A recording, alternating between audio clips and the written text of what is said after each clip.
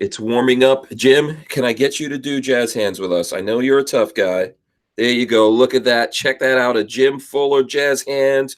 All right, we are live. I hope you got your big girl panties on. We're going a little early today, because boom, there's our special guest, the man, the myth, the legend, the rock star, Jim Fuller of Rifle Dynamics. I don't know. I'm not sure. I'm not sure. You're still with Rifle Dynamics, right? You're still working. You Oh didn't yeah, retire I yet. just left the shop. I've been working on my lathe for the last 10 hours. Okay, cool. Yeah. So I know that we're just a little bit late, but Jim, Jim just ran home from the shop. But thanks a lot for coming in, Jim. We appreciate it, man. Yeah, glad to be here. It's always fun. Always fun with you, Hank. Absolutely. I've been looking forward to this conversation. Shout out to everyone who's out there in the live chat. Please, guys, smash the thumbs. Okay, we need the thumbs up, so please do that. If you're not subscribed to this channel, this is the Lifestyles of the Locked and Loaded. Please subscribe and then ring the bell so you can get notified. Of course, follow Jim. You have your own social media as well as there's a bunch of Rifle Dynamics social media out there, Fuller right? AK. Fuller AK? Yeah, that Okay. Fuller AK on Instagram and Jim Fuller on Facebook, and we'll be on Twitch pretty soon, starting next week. Yeah, I saw something about that. Going on. Are you playing video games? What's going on here? No, man, my kids wouldn't even let me get video games with them because I suck. You know. Oh, okay. Yeah, well, I'm from the you're pinball probably better than generation. me. No, I'm from the pinball generation, man. Oh, okay. Yeah. No, but they have other things on there. There's actually quite a few other things on there. Even though it's predominantly video games, they got a lot of pretty interesting things on there. There's a couple of music guys on there I like to watch. You know, they're playing music on their channel, and a few other things here and there that are kind of good. So RD has a channel there now, and I personally have a channel there too. Still trying to learn how to work it, and we're getting set up. We'll be running the RD channel first, and it won't always be guns. It may be me working on guitars. It may be, who knows. It's just going to be for fun. It's just another format to try out, see how it works. Okay, cool. So was this your idea? You're the one that discovered Twitch, or did someone bring that to you?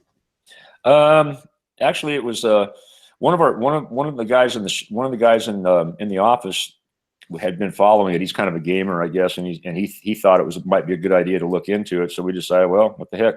So they got all the stuff set up. They're setting up a little kind of like a little studio thing for me to do stuff from the shop there, and it should be kind of fun. We'll see how it goes. I mean, everybody says it's kind of a leftist place, but almost all social media is. So, but I have somebody commented on the thread today that if you're a gun person, you can actually get permission from them to be on there. Yes. So maybe that will eliminate any kind of problem from the fact that you're just going on there and showing guns. But I'm quite sure our first show won't have a whole lot to do with guns. It's just going to be kind of to introduce the show and talk about what we're going to do. Okay. Okay. So yeah, the one person that I know that is on Twitch is actually Devil Dog Gamer. And I think that if you have any problems, maybe we can get in touch with him, because I think he would know a lot about the gun side of it, and he may even be able to get you authorized, because I think there is something like that he was telling me. Well, you got my contact info. Just send it to him, because any help would be grateful. Because me, I'm not a computer guy. I mean, our guys in the shop, we have some pretty talented guys in the shop, but this whole Twitch thing is all new to us. So, anybody that has any experience with it would definitely be helpful for us. All right. Awesome. Cool. Yeah, I'll definitely pass that on to Devil Dog Gamer. As Jim said, if anyone else knows anything about that, that's what I like about you, Jim. You're always willing to jump into the deep end. I don't care, man. I'm too old to care about anything else. Yeah. So listen, I'm sure that there's a lot of things folks would like to talk to you about out there. You guys can start maybe thinking about your questions and things like that, and I'll get to some of those. So now officially you've handed over Rifle Dynamics to new management, right? You want to talk a little bit about that? That was actually 2 years ago now. I think my last interview with you was right after we sold the company, wasn't it? Right. Yeah, I think so. I mean, I saw you in January in Vegas, because every January when you guys go to SHOT Show, you should stop by Rifle Dynamics. Yeah, we always have our open house on Wednesday night, and if you're an AK guy, come on down. You'll have a lot of fun. Yeah, it's always a fun show until Jim kicks everyone out. Well, the new Yeah. management, sometimes that went into a pretty late night a few times when I used to be in charge of that thing. Management, you don't necessarily want that anymore. So No, we try no, to no. knock it off around 8 or 9 o'clock now. Yeah, it was fun though. It's always cool. It's always a nice mingling with people, and there's food trucks and stuff like that. There, do people need invites or anything for that? I just always show up.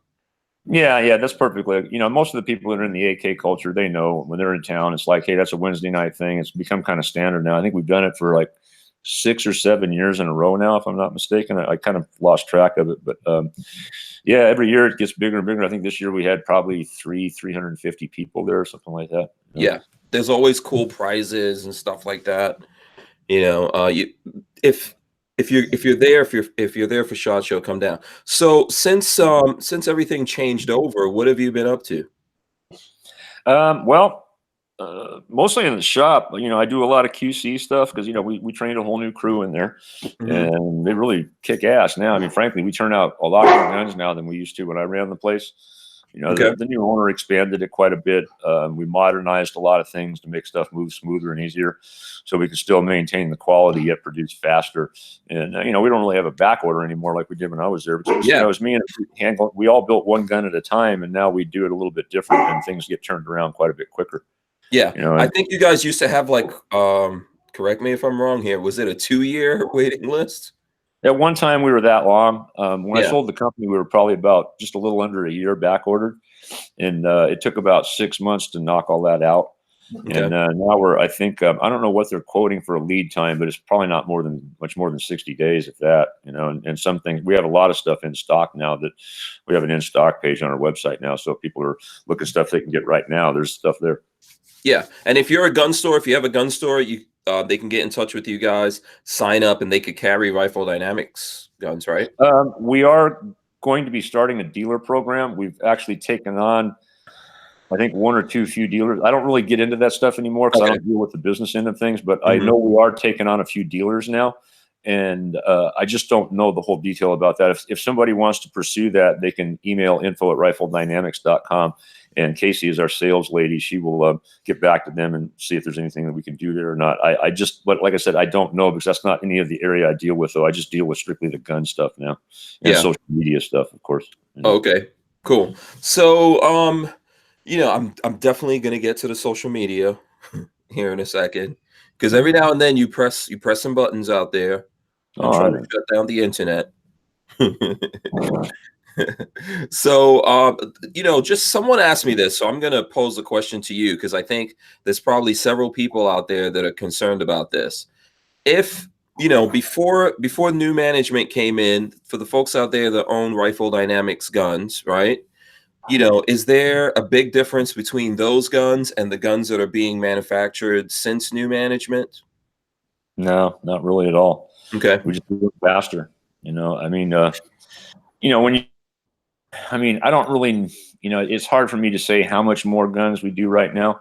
And occasionally we get one that comes back. I mean, we're not perfect. We'll get one that comes back for something that wasn't quite right or whatever. It's usually a pretty small thing. And the more volume you do, the more that's going to happen. But as far as what the guns are doing, I mean, one of my jobs there right now is I do all the final assembly on the finished guns after they've been painted. And I do the final assembly on them just before they go out for the final test Okay, fire. so you're still touching everything. Oh, yeah. Yeah. Okay. I don't build a lot of the production guns. I build a lot of the specialty guns, like when people send in period correct kit builds or crank specialty things like that are not our standard production item. I still build all that stuff, and I also do the final assembly of all the production guns because that's one of the quality control checks. Because if there's anything wrong, I make a list of it right there, and it gets fixed before it goes any further. Okay, that's good to know. I think the reason why I got asked the question, obviously, I've done several videos with you. You guys can find those on YouTube/Hank Strange. I think that there's people out there that think that, and folks collect Rifle Dynamics guns. Mhm. So Oh I yeah. think there's people who think that the older stuff before you went under new management is more collectible than the newer stuff. I don't know if you're all seeing anything like that. Like I knew someone that was like, I got to get something before they change over because that's going to be the super collectible one. Is there really any kind of difference going on in there? Nah, I mean, I really don't see that. I mean, not for our case. I mean, we've got customers that we've had for years that probably own 10, 15 or more guns. And I would consider them RD collectors. And none of them have seemed to slow down or nothing. Every time we do something new, we'll get a call from these people and say, "Hey, man, what's up with that? Sounds good. What do you think?" I said, "Does this, this, and this." "Okay, sell me one. I want it." You know? So, Yeah. I mean, as far as our regular folks that have bought stuff on a regular basis, we don't see any difference. They like the quality. They're happy with what they're getting. You know, like I said, I wouldn't be there if it wasn't like that, because I worked hard for the reputation of that company, and the owner knows that. You know, the new owner has been a friend of mine for almost 25 years, and I wouldn't have sold it to anybody I didn't know that well, just because I take very seriously the amount of work that we put in to build the reputation of that company, and I wanted to maintain that. Okay. And believe me, if I thought it was anything less than what it should be, I wouldn't be there. Right. Absolutely. There's other things I can do. Believe me. Yeah. And as Jim is saying, you know, he's there every day. I think there's some stuff that's been relieved, some pressures and all that kind of stuff that's been relieved, obviously, by these guys coming in. So, you know, does this give you any more time, Jim? Are you like going off surfing somewhere? You know, I see someone here said they're surprised to find out that you play the guitar. Do you have like extra time that you don't know what to do with all of a sudden? Well, I do, mainly because I work such weird hours. You know, I'm a night owl kind of person. Mark likes to call it vampire hours, you know, so I'll wake up at 2 a.m. and I'll do a little bit of stuff, drink some coffee, do a little internet, and then I'll go into the shop at 3 or something. And then, you know, by noon I'm going home. So yeah, I got time, you know. Oh, okay, I mean, I was cool. there a little later today because I got a special project I'm working on. But yeah, the guitar thing, I did a lot when I was young. I mean, fresh out of high school, I was kind of supporting myself doing that. It was really my first job. Yeah. And I did that pretty much for I don't know, about 10 years after I got out of school. It was a lot of fun. You know, I mean, I tried to make the whole rock star thing. It didn't work out. That's a really hard thing to break into. I mean, honestly, you can live and breathe that lifestyle for years. And especially back then, it's a lot different than it is now with the internet. There was no internet back in the 80s. And I see a lot of people, you know, with independent, they can actually get their music out and do quite well with it, because you're not depending on some big elitist record company just to give you that elusive record deal, you know? Yeah, but the internet's still here, Jim. You're a little bit older, a little bit seasoned. That doesn't mean that you can't be a rock star on the internet. You see these hands? They got 45 years of industrial workforce on them. And a little bit of arthritis behind them. So 64th notes are out of the question for me. 32nd notes, I'm not there yet, but I'm getting close. 16th notes, I'm still a little sloppy. But okay, I'm a really good slow hand player, and that's what I claim right now. Okay. You know, so when people are surprised, in my brain, I always thought you were a rock star. That's what I always thought. This guy was like some kind of rock star, and then he decided, I'm gonna build AKs just for fun. Well, you know what changed that whole rock star thing was my children. Okay. I was still involved in, when I met Karen and married her, you know, in the first year we were married, and then we were struggling. I was working as an electrician during the day and trying to do the music thing at night. And then when our second son was born, it's like, no, this just ain't right. I have to focus on them now. It's not me anymore. At the time I think I was 32 when I decided to pack it up, you know. And like I said, I had a budding, I had a good electrician career at that time. So I just, focused on doing that and raised my family. And then, over the years, as the kids grew, RD became my next passion. I wanted to do some sort of gunsmithing, gun building thing, whatever. And that's what we ended up doing. But now that I had more time on my hands, frankly, I got a little bit more money in my pocket now than I did when I was a starving musician in my 20s. So I kind of like, wow, all those guitars I wanted back then, I can buy now. Right. And then, except some of them are more and more expensive. Yeah, there's a lot of them I still can't buy because they're a lot of the guitars I wanted back in the 80s are now considered collector's items, and they're like five, six figures, some of them, and I'll never own guitars like that. But I was fortunate to meet a good friend of mine named Matt Flaherty, who owns Texas Toast Guitars in Arvida, Colorado. Okay. I know that sounds funny, Texas Toast Guitars in Arvida, Colorado, but he's from Texas, so he claims it.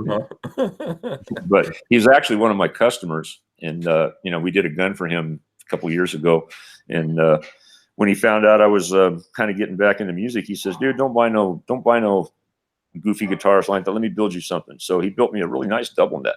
That's what I wanted, was a really nice double neck, and man, it was just beautiful. So since then, he's built me 2 more. I've got a 3rd one coming here pretty soon, and then there's 2 more in the works after that. So you know, so I'm finally getting to have all those cool guitars that I never could afford when I was a kid. Yeah, You know? absolutely. And I know that you're into creativity because, and I have this, I just moved, Jim, but this is me anyway. I'm going to show you something. You probably remember this. Boom. Does this thing look familiar to you? It does. Yep. Yeah. So you're by the way, it's still in the plastic. If anyone who knows me, I'm that kind of person who always keeps everything in the plastic. That's beautiful. Thanks for having that. You know, that means a lot to me, Hank. I know it does, man. I know it does. And it means a lot to me as well. You signed this and everything. The reason why I'm showing it is I know that you're a very creative, artistic, leaning kind of person. Can we look forward to seeing the mixture of an AK and a guitar sometime here? Can we? You mean like an actual guitar that shoots? I'll be totally happy with that, but I'm not going to complain to you or anything. But I got to admit, I have thought about it. I just don't know if it would be possible to make it do both things. One of the coolest one I've seen, there was a guy at Dinestra, I think it's called. If you search it, you'll find it on Google. But he took a cheap Japanese guitar or something like that and cut away a bunch of it and just left the basic center section of it that would still work. And then built some stuff around it. And it actually did a pretty cool job of making it look like an AK. And it actually worked as a guitar. You couldn't shoot it, of course. But, me, I'm not one that wants to try to do something somebody else has already done. I want to try to do something different. Kick it up a notch. Yeah, I want to try to kick it up a little bit. So it's either going to be an AK that looks like a guitar, and maybe the guitar will work, or it might be a guitar that looks like an AK and maybe it'll shoot. Okay. But to me, it needs to do both of the things. They won't do both good. There's no way. Okay. But yeah. I might be able to get them to do both things kind of half-ass. I don't know. Right.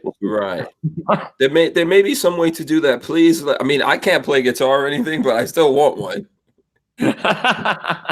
So I built a few AK lamps over the years with busted old shitty parts that weren't no good anymore. Oh, what? I don't even know what happened to those. I wish I would have kept them. I think I gave them away to people over the years. Oh man, okay, yeah, that would be awesome. Also, anything like that. Wasn't there? What was the movie? I think there was this movie where the guy. I think it was it Once Upon a Time in Mexico? There were a couple of movies where the guy played the guitar. But he was like an assassin or something like that. I think it had Antonio Banderas in it. Oh, I think I remember that movie. Yeah, he kept a gun in his guitar case or something. Yeah, in the guitar case or something like that. But I know you're talking about way, way, way above that. So let's see. Armament and Axis says, I didn't know Jim played guitar until I seen his Facebook post. Ask him when he started to play. How long has he played, and what are your preference in amps? So in amps, he said? Yeah, amps, yeah. Well, I started playing guitar when I was a very young kid. I was kind of a shut-in when I was a kid, and I managed to acquire a guitar in the 60s. And I think I was, I don't know how old I was sometime in there, but the first Led Zeppelin album that came out, and that was what really got me into music. And I think I sat in my mom's basement for probably 2 years learning how to play guitar with that album. And why were you a shut-in as a kid at that age? I just really didn't. I preferred it that way. I lived in a small town. I didn't really, I didn't really get along with people very well. No kidding. I was better off by myself. Okay. All right. Yeah. A little bit introverted. Yeah, somewhat. Oh, okay. All right. Cool. Let's say I'm a late bloomer. Late bloomer. Okay. But yeah, I mean, I did that. I did that for a long. I basically taught myself how to play guitar, which is probably one of the reasons I was never really a super good guitar player, because I taught myself a lot of bad habits that are hard to change. So yeah, that's one of the things that happens. Okay, I see Warsaw Patriot says, I knew Rifle Dynamics and Jim Fuller when I came across the AK47 Antidote break. I think someone else told me, just said the same thing. I bought one and I love it. So a bunch of thumbs ups to you for the Antidote. Actually, that was Lenny Bolton that designed that. Okay. From Venom Tactical. And you know, he designed the gas block that we used early on too. We have a new one now that we use instead of it. But Lenny's a longtime friend of mine, and he was actually in the automotive business. He's a fuel air master. He used to be the guy that did he worked for K&N products and most all the high end, you know, high performance products that K&N he designed. Yeah, like those are the airflow guys, right? Yep. So he's very, very talented on that kind of stuff. So, you know, when it came time to, I mean, he was actually in business building sniper rifles at that time. And so I talked to him about some of the stuff I wanted, and I wanted to do a muzzle brake. And Lenny's kind of an interesting guy because he's very scientific about what he does. When he decided he wanted to make a muzzle brake, he says, okay, I want 4 or 5 different guns, and I'll meet you at the range. So I brought out various different AKs, everything from an AKM to an RPK type of thing, and different styles. And he brought accelerometers and a computer. And he mounted accelerometers on the buttstock of the gun, on the handguard, and he put one somewhere else. I can't remember what it was. And he basically had me shoot the gun, and he was measuring the felt recoil from all the different accelerometers. And so he took this data, went back to his house, sat down and figured out what a good muzzle brake would be, and he came up with what he called the Antidote. And you know, he always named his stuff after snakes, being venom tactical. You know, so there was always a snake connotation. You know, right. So that's where the Antidote came from. It was an antidote for bite. And that thing worked incredibly well. Really, in my opinion, almost too good on some. He drove the muzzle down as opposed to just stopping it. And some guns, you kind of had to want it to rise a little bit or you get low shots because it was driving the muzzle down. So it is a very, very effective brake because it was designed by somebody who knows fuel and air. And he did it in such a scientific way. I've never seen a brake that's as effective as that brake. It was expensive and extremely loud. And actually, I don't even think he makes it anymore. You know, there's so many other things that have come on the market now. And you know, basically what killed that was, you know, people running suppressors on AKs. Everybody wants a device that will support a suppressor now. Yeah. So most of the guns that go out of our shop now all have some kind of suppressor device on them because people are planning on doing that. You know? Oh, okay, cool. I mean, and isn't that how we got the suppressor? Didn't that that came from the same folks that designed the mufflers, right? So yeah, I mean, a suppressor is basically just a muffler, you know. But I mean, the Antidote. Our work with suppressors didn't have a whole lot to do with Lenny so much. It was mainly, you know, we worked with Lenny early on. Our work was after that when we teamed up with Silencer Co. I think it was about 5 years ago. That's when we first started getting into it and trying to figure out how to really tune an AK to work with the suppressor. And it's worked out pretty well for us. We can make a gun run pretty damn nice with the suppressor on it now. You don't taste no gas. It's just you know, our new gas block helped that a lot too. We swapped out from the Venom gas block and we designed our own now that's adjustable. And it has an adjustable sight just like a regular AK because some people couldn't seem to figure out how to file the old sight. Or that was a problem for them. I don't know. But yeah. The new one has a fully adjustable sight just like every other AK. And it's also gas adjustable as well. Oh, okay. So, yeah, that's cool. Next step, Jim, integrally suppressed AK rifles. I've thought about it, but I don't like the idea of it because of the way the AK is supposed to work. If you start making that gun a little too rigid, it's not going to have the reliability it should have. If you ever look at an AK under high-speed video, the whole thing is like when it fires, it's almost like a snake. It warps like that. Oh, exactly. Yeah. You know? And it's if you try to, when you intricately suppress something like that, you're talking about attaching, you know, a big object around the whole gun, which what's gonna happen is it's gonna have a tendency to limit that flex in there. I mean, there's probably ways to do it. I know there's been people that have done it in the past, and you know, with differing results. You know, I doubt you're ever going to get it to be like an MP5 SD just because it's not a pistol round. You know? Yeah, but you know, that's a good point. Why are you being all sensible, Jim? Well, I don't know. I kind of roll that way. You know? Yeah. Okay, that's a good point. That's a good. You know what? That is really. You know, I didn't even think about that. I know for me personally, I really like integral guns, but yeah, when you said that, I was like, oh yeah, this might be an issue. So it'll be interesting to see the work that goes into developing something like that. Yeah, I mean, you know, it's something I wouldn't mind trying to do. It's not on our plate right now. You know, with all the other stuff we got going right now, we just probably wouldn't have the time to do it. My T&E work eats a lot of my time as it is. And something like that, you're talking about a whole front end redesign and You know, it's possible and something we may look at someday, but you know, I don't plan on spending too many more years doing this, and I got a pretty full plate right now. You know. Okay, understood. Now, along the lines, those same lines, Joe Morse wants to know if you still do the AK Builders class. Oh yeah, yep, we Okay, do. I all think right. we have 3 or 4 scheduled this year, Okay, and it's a 2.5-day class. We just changed the format. We were doing a 2-day class, and we just moved it to 2.5 days. We started out originally doing it 2.5 days, and we shortened it to 2 days and started taking in less. But we still had a problem servicing everybody, so we've gone back to the 2.5-day format, and we're taking up to 15 people in the class now instead of 10 like we used to do in 2 days. So it's still basically the same class. You know, everybody does everything they need to do. They get to go out and test fire the guns.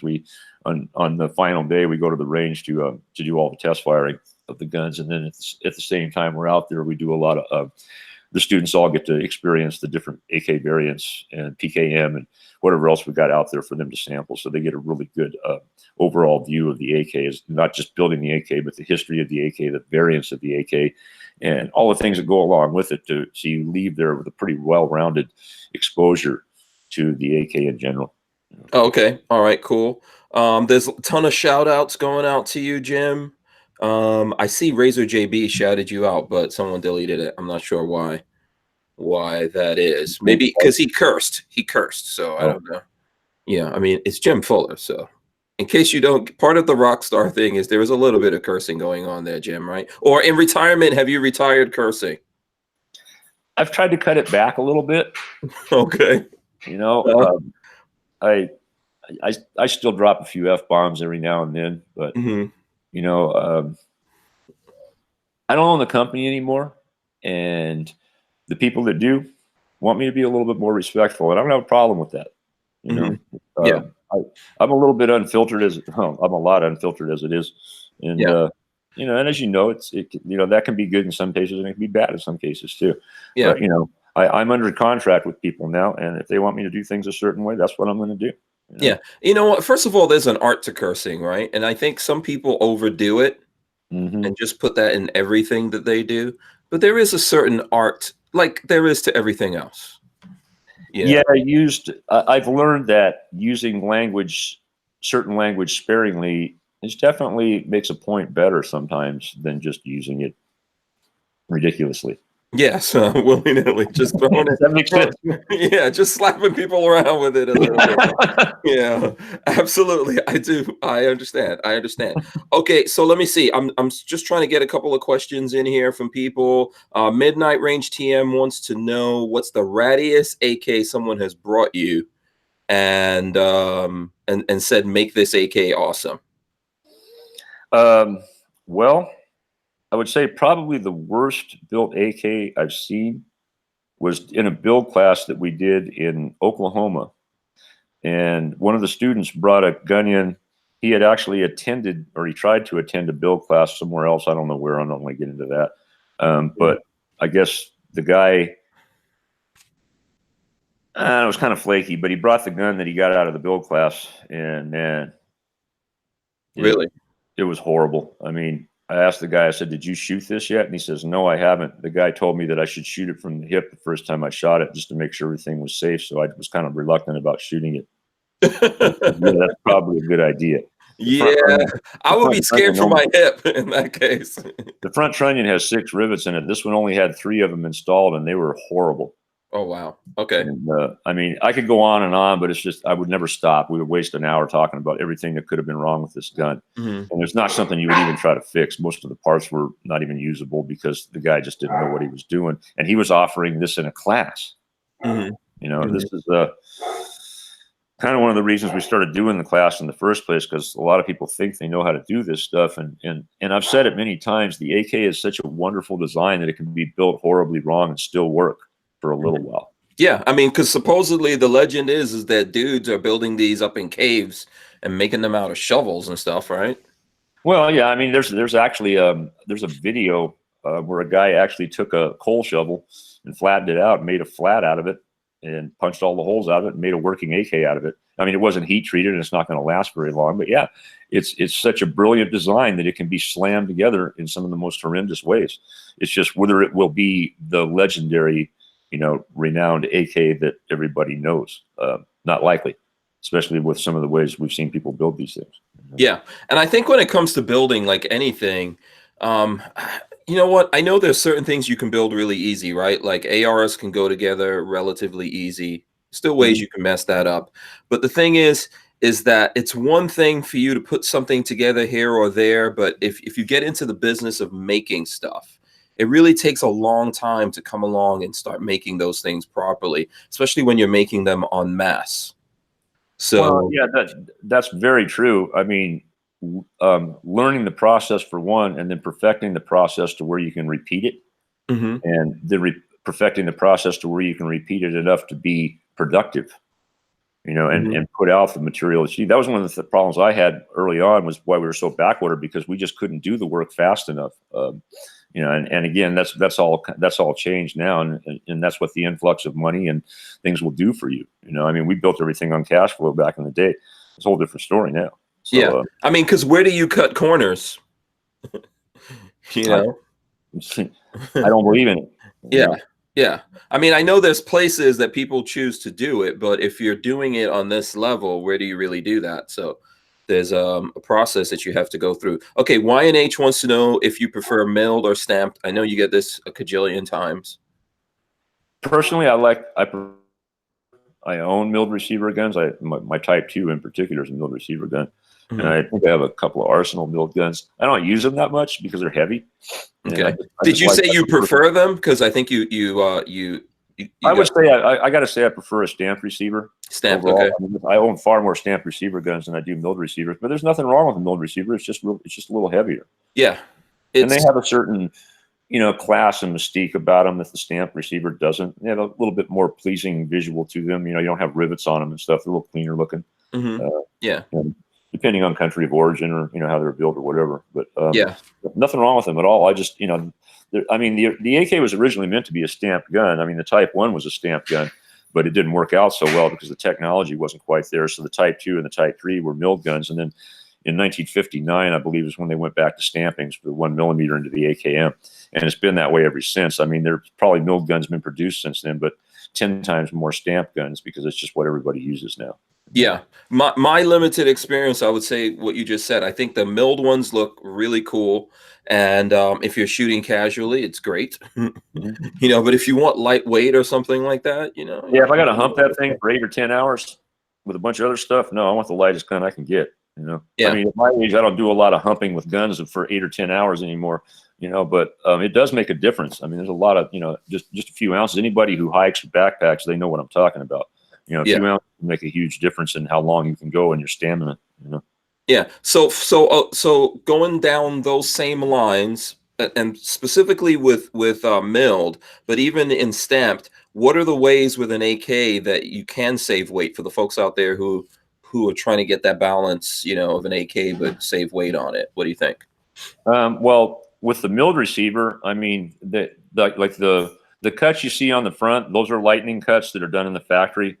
Some of the Sharps receivers that we built on, they do a lot of other lightning cuts internally in the receivers to take some of the weight away, because that gun has the Sharps receiver has a little bit more mass because of the M4 receiver on the back of it, so it's got a little bit more mass to it than other ones. So they found other places to remove metal, and it ends up weighing the same as a standard milled receiver, even with the extra mass on the back, because they took out a lot of stuff from the rear end and the front end, and a few other places wherever they could cut without hurting the structure of the gun.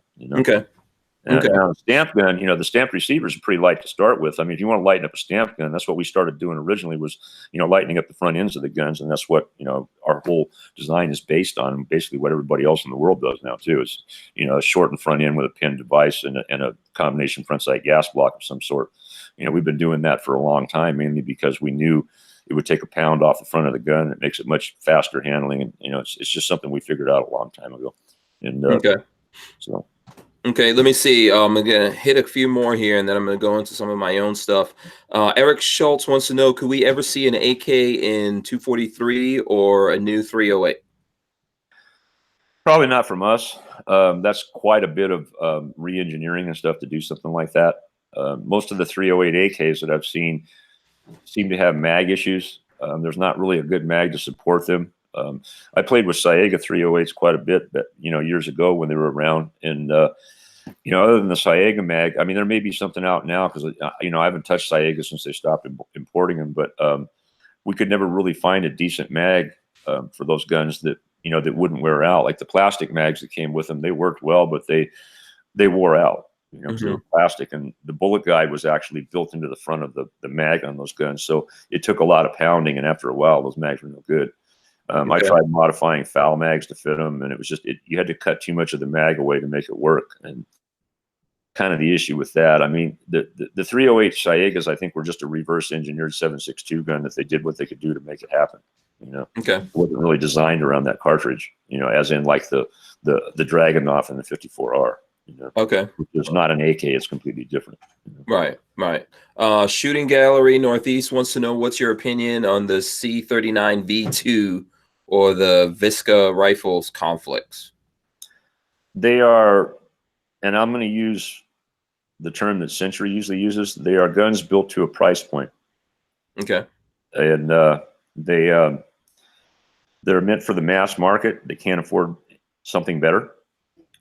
And frankly, that's what most AKs in this country sold are the AKs well under $1,000, like the $600-700 range AKs. There's far more of those sold than anything else. Certainly more than what we sell. I mean, we have a niche market type of thing, as well as a few other guys are doing it too. But the mass-produced AKs like that, I mean, IO, I believe, is out of the business now, which is good. Sorry, but everybody knows. Are they out of the business? I heard they stopped making AKs. And I haven't seen anything on the internet about them lately, so I don't know. I think they're doing something else now.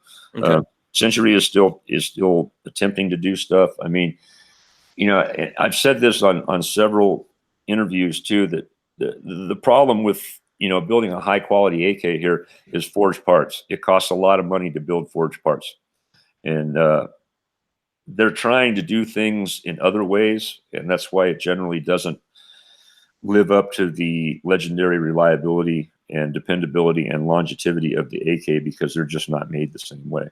But they're built to a price point to satisfy the guy who, frankly, probably won't wear the gun out. I mean, I've seen there's a lot of internet guys that'll go and get one of these guns and go, I'm going to put a torture test on this thing, and I'm going to show you it's a piece of shit.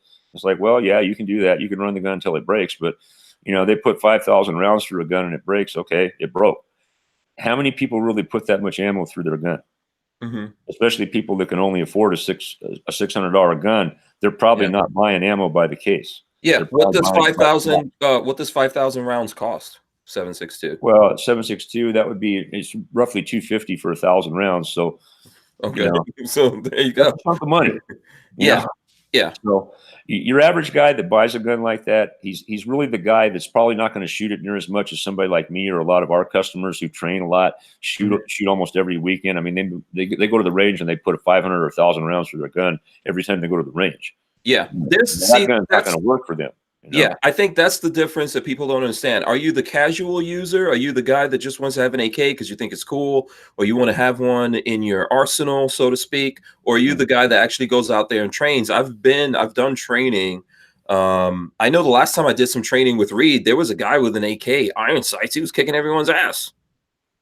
That's not unusual. I love to tell this story, and I'm going to tell it. I don't get a chance to tell it on videos too much, but I taught for front sight for the first 5 years they were open, and I remember in the first few months they were open, one of the staff meetings, the owner was bitching at the rifle instructors because nobody had got a DG.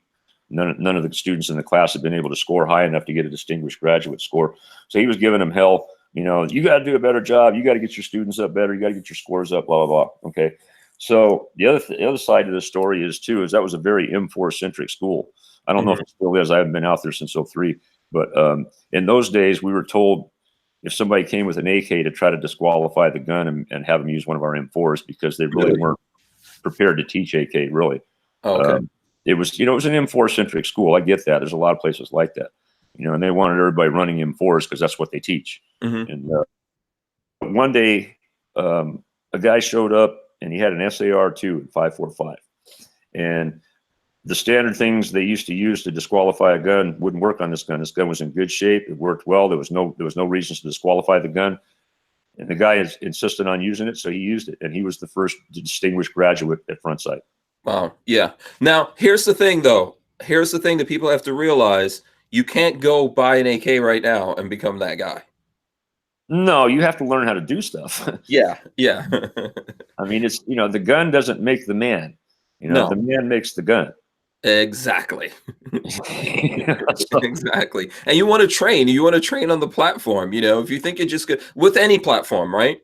Mm-hmm. Really. Well, I was having this discussion today with one of the guys in the shop, and with all stuff now, you see a lot of video training on the internet and stuff now, and a lot of people take advantage of that.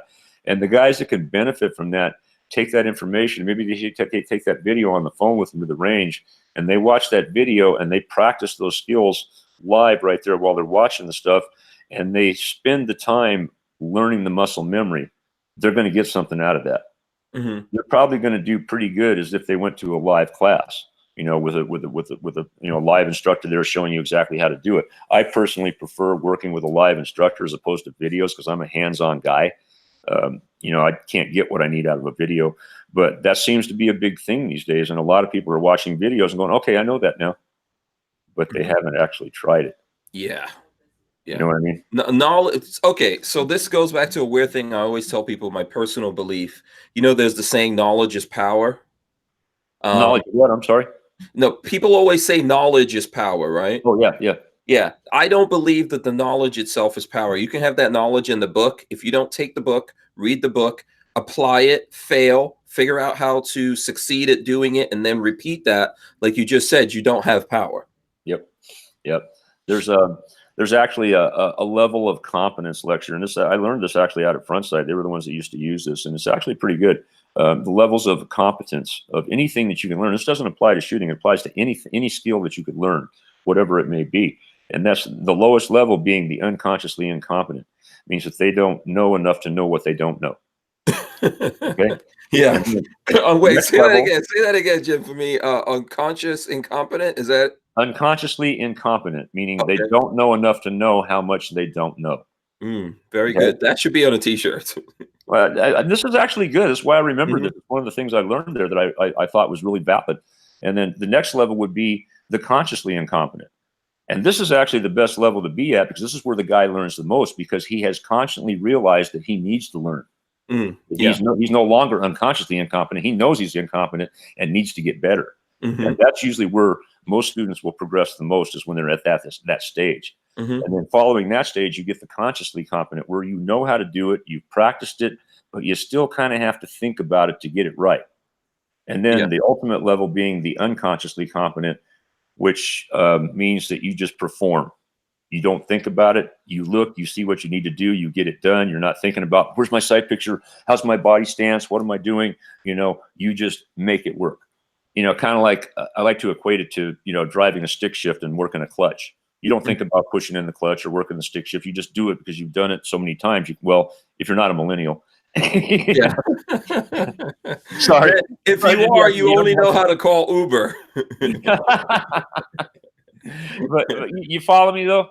I do. You know what? I think I would love to see someone put that on a graph, because I would love to blow that up. What you just said applies to everything in life. Yeah, everything that you can learn, that applies to it. It's a really good concept to judge yourself at how good you really are at something, Yeah, so. Absolutely. I'm going to go back and listen to my own show and write all of that down, and then I'll write it in an email for it and send it to you. Yes, please do. Seriously, I'm not even kidding, because I think, I'm always trying to tell my kids, you need to learn how to be deliberate, and then you can repeat things. You need to learn how to, if you're trying to do something, you want to be successful, figure out how to do it and figure out how to repeat that. But I think you put it in a lot better way. So, well, like I said, the levels of competency is a great lecture that really applies, like I said, to any skill that you would learn, and like I said, I'll write it out and I'll email it to you so you can do what you need with it. You know? Absolutely. Thanks. Okay, let's see. I'm going to take like a couple more here. Warsaw Patriot wants to know if you ever use a WPB Polska / Poland AK parts. Um, we've had, I think we bought some of that stuff in to check it, but there was really nothing there that we can't get out of a standard kit and the parts that we already use. You know, Okay. that stuff is probably okay. I don't know how much hammer forging is done there, how much is castings. We prefer to stick specifically with parts kits where we know exactly where they came from and what the origin of was. And even a lot of those parts kits, we end up, you know, dumping a lot of the parts that aren't up to our spec. But I haven't messed with that stuff because really they just, you know, we use mostly Romanian parts kits or Bulgarian parts kits depending on the caliber, and that's where we like to be. That's a spec that we like, and you know that other stuff I'd rather just be proven by somebody else. I don't want to sell that stuff to my customers, and I don't have time to T&E it, frankly. Okay. Yeah, makes sense. And Eric Schultz wants to know if there are any real AK gunsmiths in South Florida that you can recommend. I don't know. Oh man, I don't recommend a whole lot of people because I don't like to. Somebody will say, "Well, how come you didn't say me?" I mean, there's a couple of guys that if I couldn't build a gun or I needed it done, I would call, and the one is Vince Knuckles at Mesa Kinetics. Vince Buckles, guy's a phenomenal guy. Tim Courtney's a pretty good guy. Troy Sellers over at InRange. You know, these guys have been doing this stuff for a while. They know how to do it. They know how to do it properly. And, now, of course, I don't think any of those guys are in Southern Florida. No, I know that Walter that does stuff with me, who's in Florida, Troy builds stuff for him, you know, when he has something that needs to get put together and stuff like that. Troy's a good guy. He's been in the game a long time and he knows his stuff. I've talked with him about stuff quite a bit. I don't know, I haven't met him in person, but he's a sharp guy and he's been around a long time. You know? Yeah. How is there a way that you could figure this out on your own? Like, is there any advice you can give someone, maybe like with a mechanic, let's say, for example, if you go, how can you tell quickly whether there's a good mechanic or not? Is there a way to figure out whether someone's a good AK builder or not? Question their AK knowledge, you know, try to do a little research on your own and question their knowledge about how they build, what kind of parts they use. Because like I said, there's all levels of builds going on. And, you know, the AK industry has gotten to a size now where you have a lot of people wanting to jump in because they see money. You know, there's money to be made. I mean, the first few years we were in it, we didn't make shit. I mean, we never really made a lot of money anyhow because it cost us a lot of money to do what we do. But it's gotten to the point now where you can, you know, guys that know very little can kind of jump into this game now, throw a gun together and get out there and sell a few and make some money doing it. Now, some of these guys may be doing it okay. Some of them probably not. Yeah. So you kind of got to just be careful with that. I mean, really the best I can say is go with the people that, you know, do your search on, do your due diligence, do a search on who does good builds, read the reviews, you know, who has longevity, who's been around for a long time and still doing it successfully. Yeah. Bottom line, don't just look for the cheapest price because there's guys out there going, I'll build your gun for $100. Don't count on that being very good. Yeah, absolutely. Look at things that they've already done. Yep. That's very, very important to do. With all the people getting into it right now, that's probably about the best device I can offer, you know. Give me some references, you know.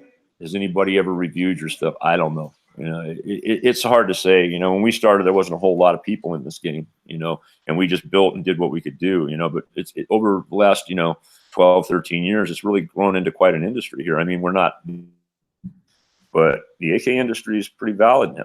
Yeah, and that's a good thing. Walter Williams gave us a couple of bucks. He says he wants Jim to lay hands on his Vepr. Yeah, dude, I guess you get a lot of requests like that. Do you just lay hands on stuff? Well, the Vepr, we don't do much with Veprs because there's really not a whole lot you can do with them. It's a pretty damn nice gun out of the box. You know, I'm kind of excited right now because a friend of mine in California who has a store out there. He called me up yesterday and said that, hey, I've got a Vepr 12 gauge shotgun sitting here and I can't sell it here. They're illegal. You want it? Wow. I'm going, yeah. You know, I mean, I personally don't have an AK pattern 12 gauge anymore. So, and I personally think that the Vepr is probably the best one there is. Okay. Yeah, I was going to ask you if you guys do, the 12 gauge, do you do the 12 gauge stuff at all? We did one. We've done a few for friends of ours, but again, there's not a whole lot you can do to the gun. I mean, we'll shorten the barrels on them if they want an SBS. But that gun is a pretty damn nice gun right out of the box. Okay. I mean, when I get the one I got, it's got an 18-inch barrel on it. When I get the one probably the only thing I'm going to do is shorten the barrel on it, load it up, and stick it next to my bed. Really, that's it. You wouldn't. There's nothing. I'm going to go out and shoot it, and make sure it runs well. Right. There's not much you need to do to those guns. They're pretty nice, just like they are. Okay. All right. Good advice. Good advice. I might have one of those. So, chop the barrel first thing. Yeah, I'd probably cut it down to about a 14-inch length to make it handy in the house. Okay. And and still have some barrel left there. And we'll see how it goes. It's a gun that I wasn't expecting. I'm going to get it. I'm going to do something with it. And hey, what the hell, Yeah, absolutely. And Fred, thank you for that, man. I appreciate you, brother, for sending that thing. That's pretty cool. Yeah, absolutely. Okay, so you know what? Let's switch over here a little bit. We'll probably come back and take questions. I'm pretty sure questions can come in hot and heavy for a while here. So now, I think this was a couple of weeks ago. You posted a video, Jim, where you asked the world, the gun world, a question. Do you know what I'm talking about? Oh, I know exactly what you're talking about. And somebody tried to make a big deal out of it, like I wasn't a patriot or something. Yeah. So for anyone who doesn't know about this, I'll start it off. You can explain exactly where you were going with it. From the way that I saw it, you wanted to ask people. I remember you said in your video, think about this. I know everyone's going to get mad, but I want you guys to actually think about this and ask yourself the question, are you ready for this much freedom? And I think you were talking in terms of, are we ready for folks out there to have access to, for example, when machine guns, if they came off the NFA and all that, everyone can have access to machine guns. Are we really ready for that? Am I wrong in my interpretation? No, that's exactly what I said. And if I could rephrase the question now, I probably would. I thought the way I qualified the question before I said it was enough to tell people. I mean, I've clearly said in that video that I would love to see the NFA go away. My point of view is it's just not going to happen in this day and time. You have too many people. It's a numbers game, and what I was looking for in that post was just to kind of get a general consensus of what people actually thought was the right way to go about it. And we got a lot of interest. We got a lot of interesting comments in there that really made a lot of sense in the fact that, when you're looking at NFA stuff, you're looking at machine guns, suppressors, and short-barreled rifles and shotguns. So since the arm brace has come along, SBRs are almost a no-brainer. It should be no problem at all to get that taken off the NFA. Sure. It's pretty easy to convince somebody that a suppressor is nothing more than the muffler on your car. Absolutely. I mean, certain countries demand that. I can honestly see that we could go and incrementally take those things back from the NFA. Right now, our society, the way it is, if we tried to say get rid of the NFA, I think we would do more damage to ourselves than we would help ourselves, because it's not going to happen. For one thing, you're not going to convince the politicians sitting there right now to let people have machine guns. Anybody who doesn't believe that is not living in reality. So what my thought is look at it in a more incrementally way to do it. You get a lot of vibrato from people saying, I'll go to war with the government. Well, I spent some time at Bundy Ranch. That's something people might want to experience before they think they want to do it. There's a lot of romantic people out there that think, yeah, I'm going to die in a pile of brass. And frankly, if that's all I got left, I'll say that too. But the reality is, how many people would really do that? Yeah, I think that was part. I think that was part of what you were going for, that check there. I think it came across. I know even from my point of view, it came across a little bit like, "Hey, are you ready for the terrorists to just be able to go out there and walk into a store and buy a machine gun and then go do whatever they want to do?" Well, you're going to get that. Yeah, that's going to happen.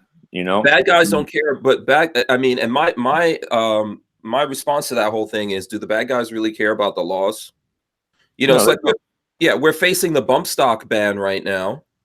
And personally, I think that if it's not the end, the bump stock ban is not the beginning of the end for sure, right? But if it's not the end, it's very close to the end because of this thing.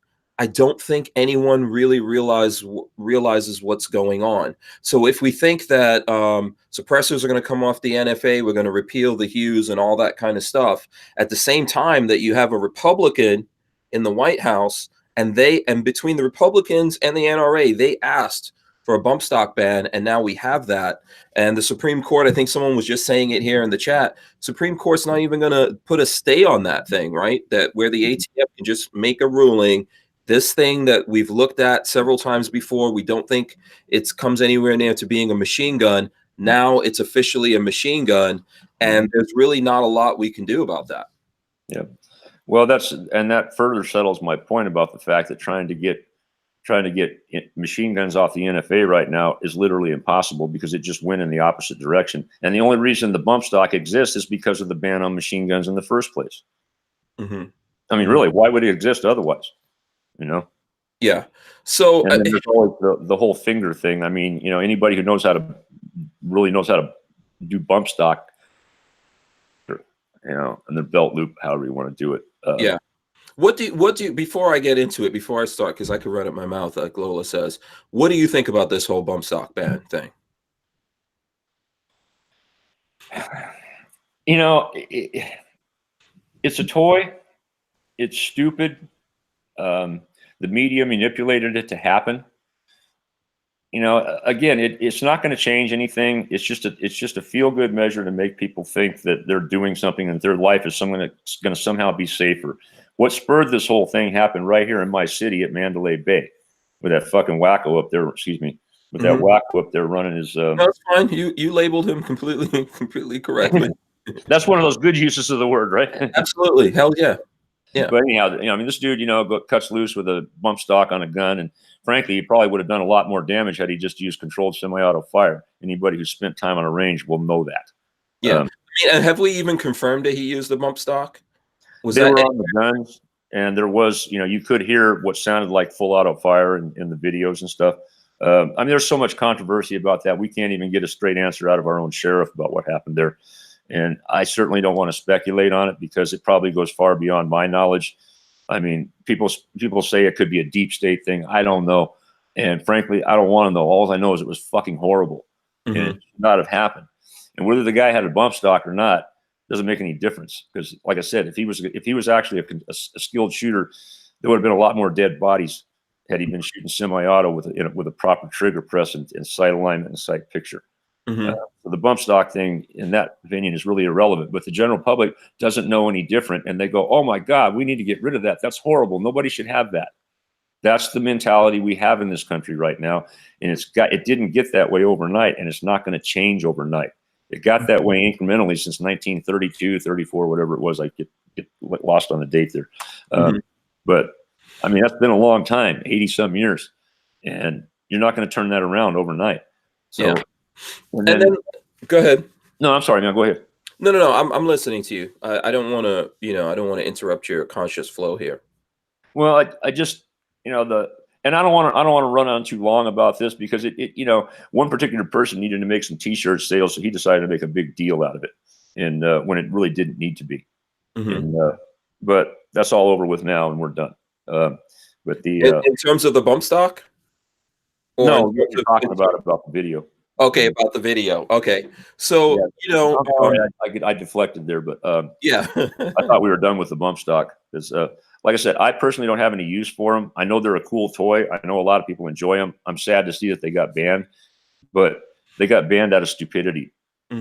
Okay, yeah. So let's just compartmentalize everything here. I think in terms of the bump stock, what's really dangerous about it is the fact that they can take something, a lot of people don't realize this. When I posted about the bump stock today, someone said, well, why the hell are you worried about the bump stock? It's an accessory. That's not a gun. What does that have to do with the Second Amendment? Well, they practically made it a gun by doing this.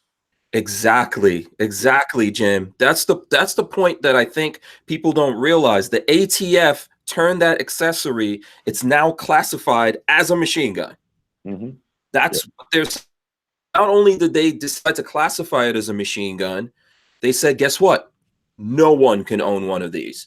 There's no license. You can't be a manufacturer. You can't have a letter from your sheriff. There's nothing that you can do. No one can have this anymore in America. That's a thing they haven't even done to the machine gun. Yep. Yeah, we still build them frequently under very controlled situations, obviously. Yeah, that's the scary thing about that I think a lot of gun guys don't realize. You know, me personally, I get where people are coming from the bump stock who've ever used one. I've used it several times, really horrible at it, completely goes against every other thing of shooting. I'm pretty sure I could shoot, not, you know, obviously not as fast as with that thing, but I could shoot pretty fast without it. And then, like you said, and even the ATF said they know that people could simulate that using their finger, their you know, belt loop and rubber bands, whatever, right? Well, I'm sorry, go ahead. And then I got a thing for you on that. Oh, go ahead, hit me with it. Well, we have a competition shooter that we endorse here in town. His name's, believe it or not, John McClane. That's really his name. Okay. He's extremely fast. He's got an extremely fast trigger finger. And when we do triggers for his guns, we have to modify them because he's capable of pulling the trigger faster than the mechanism is capable of working. You know, he can shoot a semi-auto gun faster than a machine gun runs. And we have to modify his trigger so he can do it because that's how fast his finger got. And that's just from pure practice. That's not a machine gun. That's just a standard semi-auto rifle. But he has that kind of skill. So that kind of skill can be developed without any accessory, tool, toy, modification, whatever. Yeah. So how long, and I know people are going to say, oh, that's ridiculous, but how long before they start making the steps in between that and you can't have any guns, before they go, you know what, this particular person, he shoots way too fast, right? Or you can't, these triggers. Yeah, exactly. Or these triggers, no good. You can't have those. You know what? There's a whole bunch of people who could shoot too fast. Triggers can't, you know, triggers have to exist where you can only shoot this, you know, this much in this given time, right? That they could keep taking that thing. If they could take an accessory and turn it into a machine gun, an accessory that they looked at before and said, this is not a machine gun.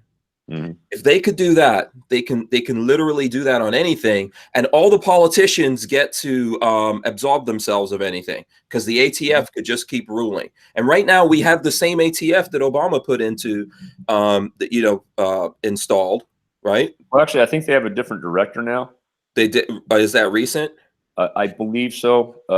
I haven't stayed up on that much, but I believe some things have changed there because I've actually noticed a difference in how they do things. Okay. Since Trump took over, it's kind of, there's a difference here. I don't know if anybody else has noticed it. I'd be curious to see if anybody is that a good difference or a bad difference that you noticed? I've seen some good stuff from them. I've seen some good thought where, in our favor in a couple of different things. You know, we get these newsletters from different places where you read about this stuff, and a lot of people don't hear about these things because they're real minimal. But some of the stuff that I've seen come out of there didn't seem too crazy, you know. Okay. I mean, I know that I've seen. Look at the arm brace, for example, and the arm brace basically eliminated SBRs. Yeah. I mean, yeah, people still buy SBRs and they still go through the tax stamp and this and that, but the arm brace basically is an SBR. I'm sorry. Everybody knows it. Yeah, but how long before they look at the arm brace and go, yeah, we're going to disallow these? Well, that goes back to what you were saying before, because, you know, again, ATF in their wisdom has said, yeah, it's an arm brace. It's not a short barrel rifle. You know, I'm not going to get into that. But again, just like with the bump stock, somebody could say, oh, well, those deadly arm braces, they're what makes the gun dangerous, so we have to ban those by name or whatever. I don't know. However, they ban an inanimate object. You know, it still comes down to the person holding the freaking thing. You know? Yeah, but if they decide to do that, now you're looking at a thing that once again no one can own. You can't have it. I've from what I've seen, my own personal experience. You know, I've seen some weird things coming out from the ATF. You know, for example, Walther, that I think you've met before. He's definitely been there at the shop a couple of times on SHOT Show, and we've done some shows. You know, they came out and said something about he makes a 50 upper that goes on an AR-15 lower, right? And They came out and said, yeah, that upper has to be serialized. It's a bolt action, 50 cal upper. And, that's something that he's dealing with right now. Before anyone starts asking, Well, that's kind of crazy because the lower is a serial numbered part. yeah. So that is very crazy. I'm going to have Walter's going to come on and talk to folks about that here soon before anyone starts asking us what's going on. And they challenged that with the ATF. But, there's a lot of weird things that I think that are going to start happening and that we're getting lined up for. And if they're allowed to do this thing, when everyone's saying, what are you guys getting all crazy about? This bump stock thing, it's nothing. No one likes it. It's useless. Yeah. But no, that's because people just don't know the repercussions of things like that. I think it's a very, very dangerous precedent. None of our politicians have to go up there and make a bill, vote for something, put it into law. The president doesn't have to sign something after he said, oh, I wasn't going to do what, whoever the president is, right? Very, very dangerous thing. And people really need to think about that. And when you look at other countries, if you think that America can't be like other countries because we're America, well, look at the states inside of America. I live in Florida, and I never thought Florida was going to have gun control to the level that it has right now. Well, it's all changing with the the spread of socialism. I mean, when was the in my particularly in my lifetime? I probably got a couple of decades on you, Hank, but in my lifetime, the stuff I see politicians talking about today, 30 years ago, they would have been ran out of town if they talked about stuff like that. But that's the pendulum swinging, and right now it's swinging further to the left than I've ever seen it before. I mean, one of the things I like to point out is that I was raised as a JFK Democrat. John F. Kennedy. He was everybody's hero in the early 60s. He was a good man. He had some weird shit about him. He banged other women and had drug problems and stuff, but I think half the men these days have that problem too. But the reality is that guy, John F. Kennedy, who was a Democrat, could not even fit in the Republican Party today. No. That's how far to the left that our society has shifted. That a guy who was considered a blue dog Democrat, I mean, there's almost, I think probably the only blue dog Democrat left is probably Jim Webb. I think he's one of the few Democrats left. He ran for president last time and he got they just totally ignored him because he was just not one of the guys they wanted. Yeah, it's a very weird situation we have. Even weirder that there's a bunch of stuff that Obama couldn't get away with. Got Trump in there. Trump is doing stuff and no one's getting mad about it. There's no one, the folks out there are not getting mad. I'm an NRA guy, but I'm not very happy with the NRA. What people don't realize, most of the folks inside of the NRA are not mad about it. If Trump showed up at an NRA thing right now, they'll be cheering and, just losing their minds, ripping their hair out about how awesome he is. Yet he is enacting gun control and weirdly able to get away with it. It makes me feel like these guys won't wake up and start doing something until they see someone there that they could fight. For some reason, they can't fight Trump. Yeah. Well, as far as the gun thing, I think we maybe want to look at changing the argument a little bit. I mean, we've always based our arguments on we have the Second Amendment. It's our Second Amendment right. Well, nobody pays attention to the Constitution anymore. It's being subverted on a regular basis. It has been for years. I mean, you can get scholarly about it, start naming a bunch of stuff, but most people know what I'm talking about. There's you can name all kinds of things for probably just about every amendment in the Constitution. But let's look at it a little bit different. Let's look at something we call natural law. Okay. Now, when you think of the living beings on the earth, here, wherever, there's a food chain. There's animals that eat other animals. There's insects that eat other insects. There's animals that eat those insects. It just kind of goes on a ladder. And we're supposed to be the top of the food chain because we have intelligence over all that. But if you went one-on-one with a tiger, who's going to win? The tiger every day if I'm not armed. Right. If I don't have my claws and my teeth, the tiger's gonna win every day. Exactly. Even with your claws and even with your fingernails and your teeth, you ain't a tiger. You ain't that strong. You ain't got those knives built into your hands. You Right. know? Now, being at the top of the food chain and having the intelligence to devise weaponry is why we're at the top of the food chain. Did we lose Jim?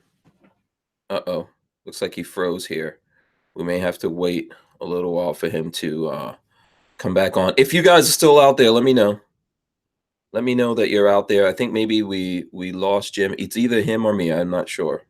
It's you. You're frozen on here. Oh, okay. Am I back? Am I back? Okay. Yeah. Lola, if you're on the internet, get off the internet, please. I think Lola's. You can't use the internet at the same time as me.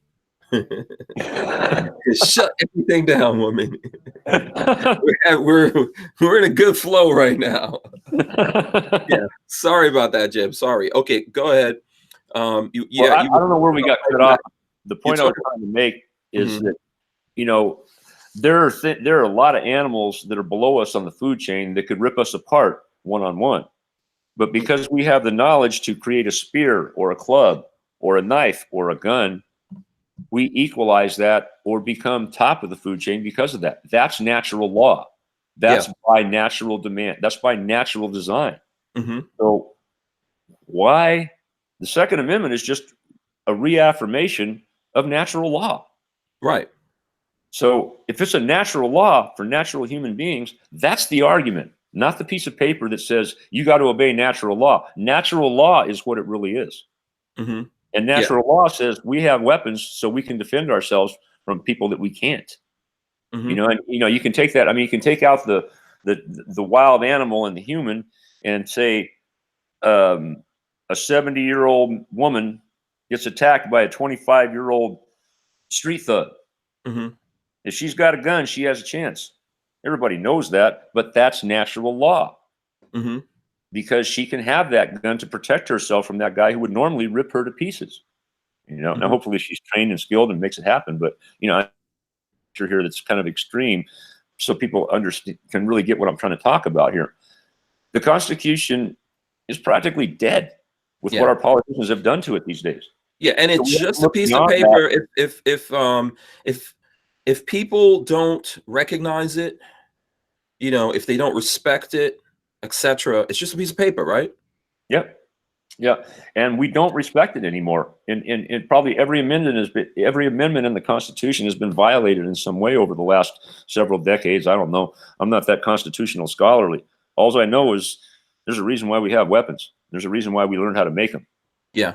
If you cannot, if you don't have anything you can't defend, is the best way that I could put it, like in my own words. So if you think that you're free, but you can't defend this freedom that you don't have it. If you think that this car belongs to you, or this house belongs to you, or, the money in your pockets is yours, but someone comes up to you and goes, what are you going to do for that money? And you can't do anything. You don't have it. You might as well give it to them. Yep. That's the thing. That's what we're losing. We're losing our teeth and our claws. And if you talk to a lot of these people, these very liberal leftist people out there, they're the kind of people that if you took a cat and you said, let's declaw this cat, let's take its fangs out. Yeah. They would lose it, right? Yep. Yeah. They would say, you're cruel. You're a horrible human being. You're doing this to this dog, this cat, or whatever. And I agree with that. But I don't want to be declawed. Yeah, exactly. Nobody does. Yeah, I don't want to be defanged. Yep, that's it. I don't want to be fixed. Yeah, that too. Yeah, so I think that's what we're facing, and really and truly, we're really at that point where we have to realize we don't really have a Second Amendment because no one's respecting it. Republicans aren't respecting it. The president's not respecting it. I don't really think he's a Republican, to be honest with you. Obviously, they didn't support him, and they don't support him. Go ahead. You froze up for a second, man. Oh, yeah. Okay, sorry about that. I froze up again. Okay. So I don't think the president is even really a Republican. No, probably not. I mean, he's from New York. Yeah. I like a lot of the stuff he's done. I voted for the dude, but I mean, look at the choice. Yeah, I voted for him too. I'll tell you honestly, the last time I voted for a president that I actually wanted to win was 1992 in Ross Perot. Wow. You know, Yeah. that was the last time I voted for a president that I really wanted. Yeah. Now I'll tell you, if Dan Crenshaw decides to run for president, I'll vote for that dude, and that's a guy I want to win. That dude is amazing, and I think he's probably the odds-on favorite for 2024. I would say. I'll go out with that right now. That dude is amazing. You know, the way he talks and the stuff he talks about and how he carries himself, man, he's just amazing. Dan Crenshaw. Okay, I have to make myself more. I've probably heard of. He's a congressman. He was just elected congressman. He's a former Navy SEAL, and the guy's just amazing. He's not like, he doesn't come off like a badass team guy, nothing like that. He's just a very, very intelligent, well-spoken man. Is that the gentleman that lost his eye? Yeah, he wears an eye patch all the time. Okay, right. Okay, I agree with you. Good dude, from what I've seen. Yep. You know, it's weird, man. It's weird. I feel like if there's people out there that believe in the Second Amendment, we're gonna have to start doing something to, you know, to defend that position, that there is such a thing as a Second Amendment, right? Or if you want to get everyone else involved, because most people out there in the world, I feel like, are so comfortable and so safe in their lives that they're not worried about it. And the only time they're going to worry about it is when there's someone in the White House that they reasonably feel is going to do this thing to them. I voted for Trump myself, and I never, ever voted for Obama. But I seriously believe that most of the people in America, I'm not saying everyone, so people don't get your feelings hurt, but most of the people in America who are gun guys and say they believe in the Second Amendment and the Constitution, they're waiting until there's someone up there sitting in the White House that they could hate. But for some reason, they can't see what Trump is doing to them. Yeah, it's weird. And I think that's a lot of the two-party system there. People just figure, well, he's a Republican, so he's got to be good. Well, the Republicans ain't our friend. They're not as bad as Democrats, but they've never really been our friends when it comes to guns. You know, No. Politicians are just basically prostitutes for the most part. You know, they're just trying to please as many people as they can and get what they can out of it. Yeah. And frankly, I think prostitution is probably a much better occupation. Yeah, I think I have more respect for the prostitutes. So, so just not to try to like glance over this or whatever. So go back to the video for a second. I know you said it's like all done and everything, but I think you kind of alluded that it got out of hand and someone kind of took that out of hand. I don't know if you want to elaborate on that. I know I responded to the question. I don't, because it's over with. Somebody wanted to make a big deal out of it, and they did, and they ended up deleting it because it probably wasn't. It wasn't a really smart thing to do, because people knew what my meaning was there, and there was probably a few people that didn't like it. And there may be a few people that I think there's probably a few people that unfriended me. I don't care, but I got slammed with about fucking 80 million friends requests I'd never even seen before. I can't even answer them all. You know. So, and this is you're in the gun community, so obviously this is gun community people. Look, I saw your post. I can't speak for other people. I saw your post, and I know other people reposted it. I reposted it. I responded to it. You know, you asked a question. You said to think about this. You know, I thought about it. I wrote down my response. I put it up there, and I reposted it. I think that part of it you wanted, right? Obviously, I don't think you're Jim Fuller, so you didn't think you were going to put this up and like two people were going to look at it. No, I knew people would listen to it. You know, and it's like I had worked. I think I posted that at like 6 o'clock in the morning, and I'd been working for 4 or 5 hours at that time, and I was just tired, and I was thinking about stuff, you know. And you know, I'll tell you, one of the things that drives my thoughts behind this stuff, and I mentioned it earlier, is Bundy Ranch. You know, I spent 4 or 5 days up at Bundy Ranch during that routine, and in my lifetime, I don't know of any other armed situation where citizens face the government like that in any recent history, you know. And it taught me a lot being there. There's a lot of people showed up there, very well-meaning folks. Some people that there was actually a couple of people that we ran out of there because they were scary. They were freaky people that it's like, man, these people ain't right. We need to get them out of here. And for the record, those two people, about 2 weeks after that, shot 2 Metro cops in cold blood while they ate lunch. Wow. Yeah. So those were the 2 people we picked out of there. So when you get something like this happening, and you had militia groups coming from all over the country there. I mean, there was a group there, I think, from Michigan, People came up from Arizona. There were people from Texas. And this is what the Second Amendment's about. People came up there to defend this guy because the government was doing him wrong. Now, I learned a lot from that time I spent up there. And a lot of people may not agree, but a lot of people weren't there and they didn't see what I saw. And a lot of people that were there, I've talked to them about this and they had the same observations. And one of them was during the majority of the time during the day, there's news cameras out there and there's a lot of craziness going on. You see a lot of guys walking around with guns and kit on. On the situations where, in the few situations where it looked like it might get a little bit intense, those guys were gone. And if they were still there, the guns and the gear were gone too. Now that sunk deep with me. Yeah, that's pretty much like a lot of people would like to see us get into a full-scale civil war or whatever against each other. It's not really going to be a pretty thing. It's not going to be nice. It's not going to be romantic, right? I will tell you honestly, I prayed to God that I would never have to press the trigger on a federal law enforcement officer. And that's not because I love federal law enforcement officers. I don't want to go there. I don't want that in my world. And anybody that does is living in a fantasy land. Now, if it comes down to it, and we have to fight for our freedom, I'm an old man. What do I got to lose? I'm going to do it. I already did it at Bundy Ranch. I went up there prepared to do whatever I had to do. It cost me too, you know, so I don't want to, so anybody that wants to question my patriotism, they have no idea what it cost me to go up there and do that thing, you know, and I'm not going to get into any more details about that, but I just get really pissed off when people want to question what I've done, stuff, just because I dared to ask a simple question that I thought was relevant, and a lot of people did too. So anyhow, I don't want to beat this to death anymore. Right. No, okay. I mean, I think, yeah, here's what I think. I don't think you've ever shown me anything that makes me think that you're not a patriot, not a gun guy, and not someone who believes in the Second Amendment. And I don't like it when people try to say I'm not. Because I've got a track record that will prove way different.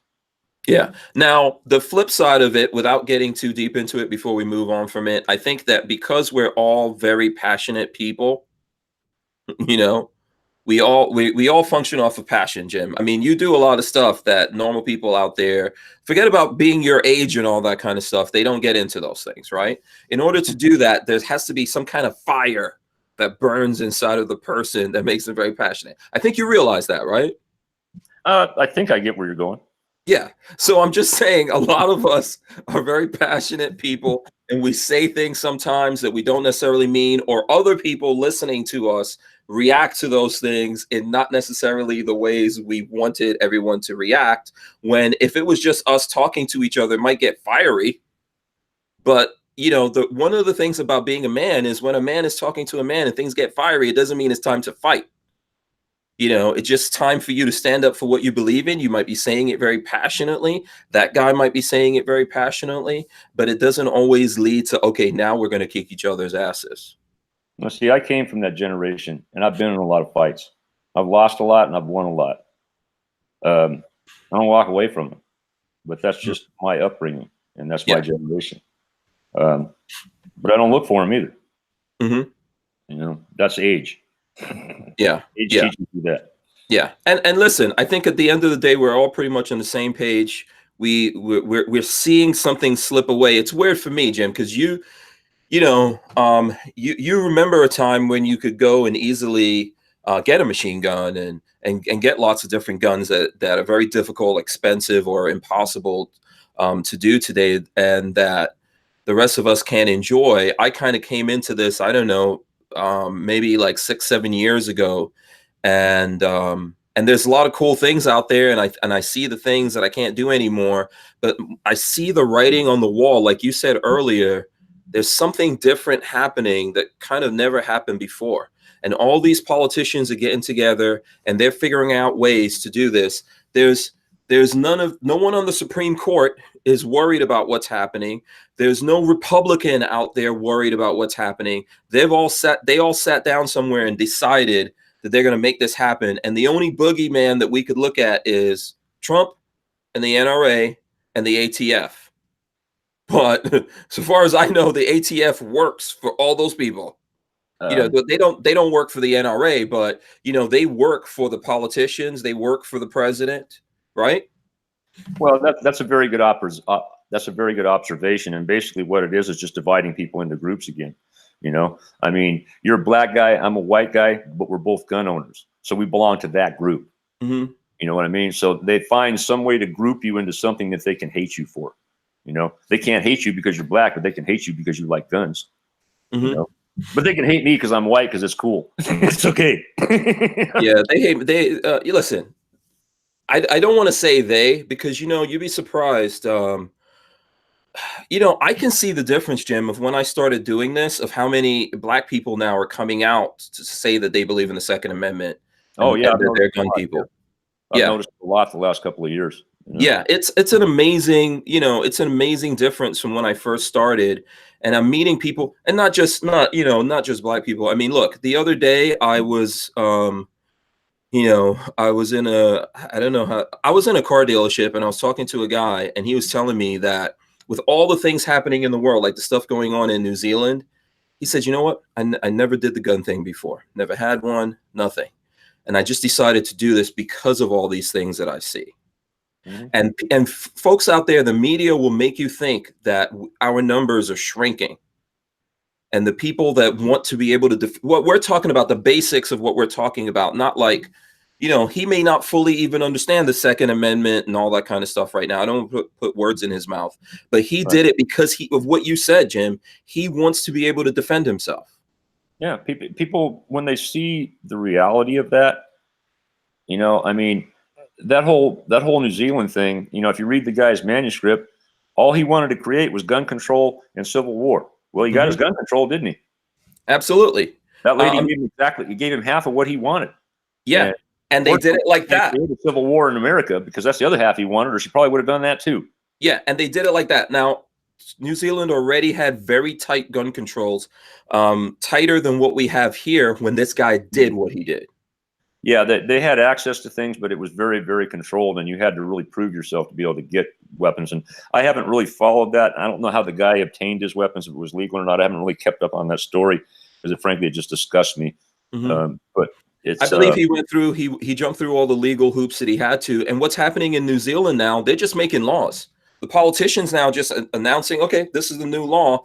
And police, the cops are already out there collecting guns from people. They've already asked. I shared a post about that this morning. That they were doing it as of yesterday. They started going to people's houses and works. You know, this is why everybody said, I don't want to register my gun. And here's your exact reason why. Because they have a list that they're just going to chronologically go through. And so that list may be good in some places, may not in other places. But that's what gun registration was all about. It was never about safety or, keeping your life better or anything like that. It was about developing a database of who has this stuff, for in the future, we know where to go when we need to take it. Yeah. By the way, we're seeing it now. There's no bullshitting it anymore. I mean, the Democrats don't even come out and say, "Oh, we don't want to take your guns." They do want to take your guns, and they're telling you that. Yes, absolutely. Theolese 808 says, "What's up from Las Vegas?" I'm just giving that shout out from someone who's in Las Vegas with Jim. Yeah, there's quite a few people there. As a matter of fact, Jim, it's not just the list that they already have. They are encouraging people to turn in their neighbors. Oh yeah. The red flag laws. Yeah, but they're encouraging people in New Zealand. They're telling them, listen, if you know people that have guns, let us know so that we can come get them. Yeah, your fellow citizens are going to fuck you. And I'm sorry. Yeah, no, it's fine. Listen, we already put a warning and everything. We knew I was going to be on. You put the warning up. No, it's not that. We curse a lot more than you do. I mean, you're all right, Frank. I'm sorry, man. You just that's cool. Yeah. So I think that what you're seeing in New Zealand, there's a lot of people out there going, yeah, but that's not going to happen in America. It could. I think it could very well happen here. It's already happened in California. Yeah. I mean, they actually have an organization. I don't want to call it a law enforcement agency, which I guess it maybe is, but they actually have groups that they've put together for this purpose, for the confiscation of guns, because they're serious about going after the stuff that they've banned. And they're just a few steps away from doing it. It's coming. I mean, it happened there a long time ago. There's an interesting story from back in the late '80s, early '90s that a lot of people don't know. And it was he was a retired Air Force colonel who lived back east, and he was going to move to California, and he owned an SKS rifle. So they it was a D model, the SKS D model that takes a magazine, you know. Okay. And so he wrote a letter to the DOJ attorney, CDOJ, whoever, and says, "Look, I have this rifle. I plan on retiring, moving out there. I want to make sure it's legal to have it there. I don't want to have any trouble with it. You know, it was a bring back from Vietnam. It's very valuable to me. You know." And they told him, "Oh no, you're fine. You're fine." You know, and then so the guy moved there, and it was somewhere down the line when they passed another law where you had to register stuff. He thought, "Oh, okay, well, I guess I need to register this." He registered it, and they came and took it because it was a D model.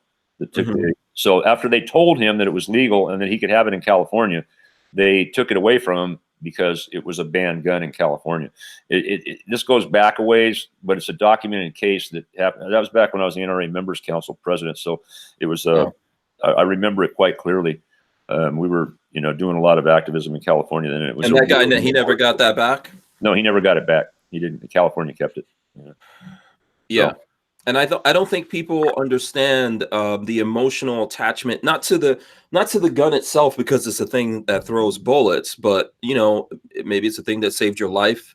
Maybe it's a thing you used when you were out there saving your country, you know, or fighting for your country and all that. I don't, there's no, in any of these laws, there's nothing that recognizes that. And one of the things that people don't realize anymore, and I'm talking to people, I'm talking to the normal folks out there every day. Like, we're always keeping up with the news, but the regular guy out there working for UPS, you know, the doctor, whatever it is, they don't realize all this stuff's going on.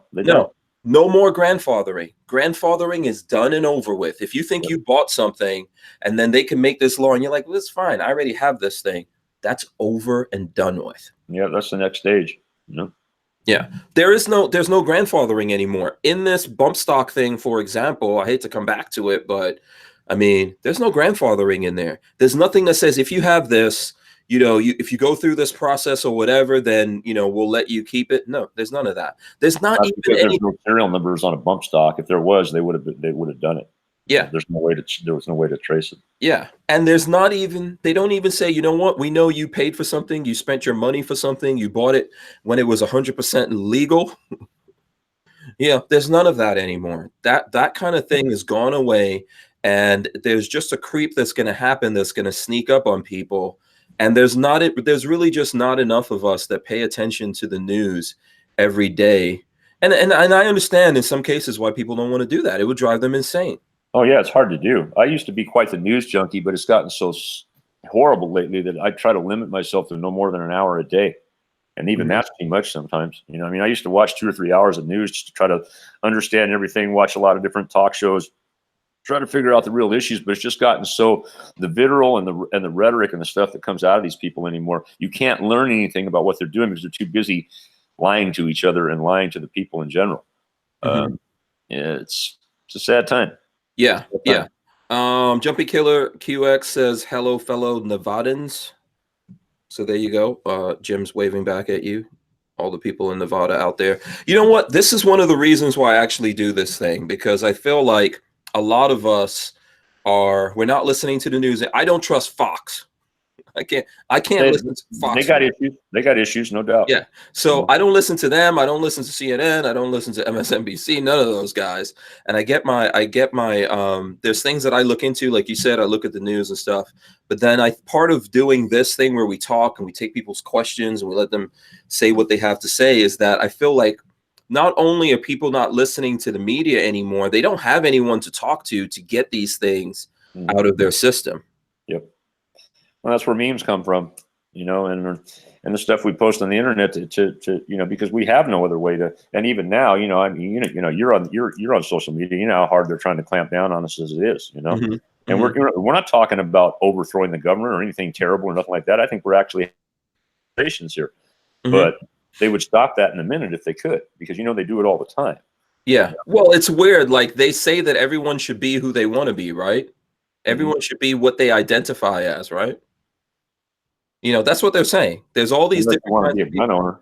or a conservative or anything else in that line. Yeah, we can't be who we are, though. That's the one. Like I was talking about this yesterday. They say this is just macho, hyper toxic masculinity. That's how they refer to us. What are we trying to do? You know, you know, we're just like a lot of the folks out there. We're into creativity. We're peaceful people. We want to enjoy ourselves and have fun. We want to be able to retain the things that we have, protect the people that we care about. You know, what's so horrible about us? But these same people who are out there saying that no one should be shunned and discriminated against and all this kind of stuff, they're doing that to us. And the thing that we're into, it's weird because it's this one thing that's written that there's an amendment to the Constitution talking about it. But like you said, they figure, hey, you know, this is just some words. We can convince people that this over here, so we'll get away with this over here. Yeah, exactly. So, all right, let me get to some other questions. If there's people out there, we got like 20 minutes left with Jim here. You know, so let's get to some stuff. Okay, someone asked me earlier, actually, Babyface P, that's here on the channel. He says, what would you take to war? Crank, AK-105, AK-107, basically short barrel, medium short barrel, full length barrel. He wants to know what your setup's going to be, Jim. I think the greatest fighting rifle the Russians ever made was the AK-105. Okay. Myself personally, of my own guns, I would carry my URD. Okay. Which is basically a shortened version of a 105, kind of. You know, people that follow it know about it. But okay, what length did you shorten the barrel to? It's 11-inch barrel. 11. Okay. But the gun's designed to be suppressed. It's a certain animal that I built for something that I really wanted, and it's my favorite gun. Okay. And do you suppress it? Oh yeah, I run a can on it all the time. Okay. I hate to do this, but I really need to go to the bathroom. Can you give me a couple of minutes? Yes, absolutely. I'm sorry, man, but you know, yeah, bladders at this age are rough sometimes. I promise you, I'll be right back. It goes fast. Yeah, we understand. We'll talk amongst ourselves for a second. Yeah, we'll just talk about you, Jim. That's all. You know, that's coming to all you guys out there. That's all you guys. You know, we should have like had Jim maybe have a bottle or something nearby. Usually I tell guests before we go on, if there's a couple of minutes, I'm like, hey, go use the bathroom. You know, but obviously Jim came in here just in time to get started. So all right, if you guys have questions and stuff like that, we do have some time here, so I'm gonna hit up whatever questions or comments and things like that you guys want to make to Jim. Armament and Axis says Jim had a Forrest Gump moment. Let me see. Tango Hunter has a comment, but I should probably wait for him to come back. Oh, look, he came back already. Sorry about that, man. But you know, gotta go. You gotta go. There were lots of old man jokes flowing here, Jim. I own it. I own it. Hell. Yeah, it's gonna happen to all of us. I earned that shit, man. It's gonna happen to all of us. That was really fast, man. Damn. Well, you know, I got this shit down. You have to do it a lot. You know, go on a road trip with me. Trust me. You know? Okay. It was funny. One night I was doing one of these podcasts with Tactical Lola. Mm-hmm. You know, I had to go, and we were having a good conversation, and I just carried the laptop into the bathroom, and I didn't really realize that anybody could hear what I was doing. Oh boy.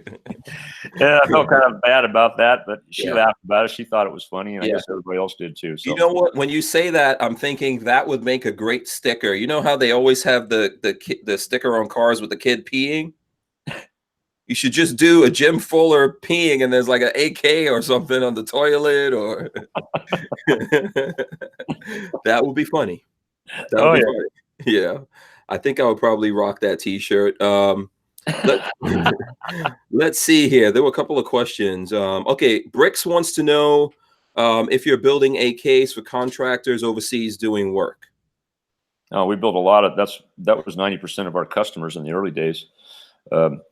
We've equipped a few companies, and we've equipped a lot of guys individually. You know, when we first starting out, that was back in the heyday of Iraq, when, you know, the contracting was huge. You guys were making huge money, you know, 03, 04, right around that time.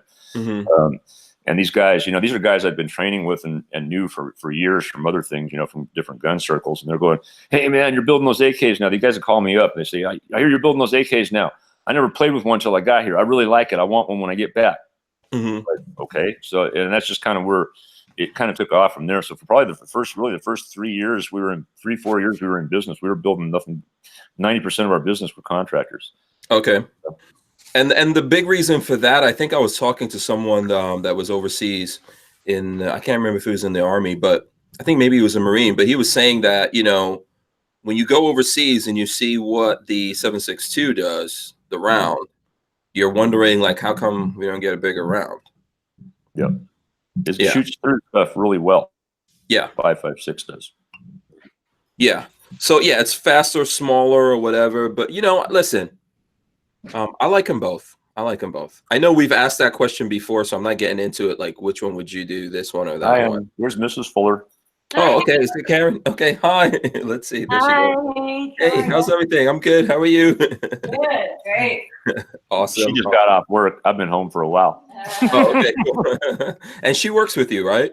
Yeah. She works at the shop. Okay, cool. Okay. See, someone was holding it down. Let's see here. There's a bunch of questions.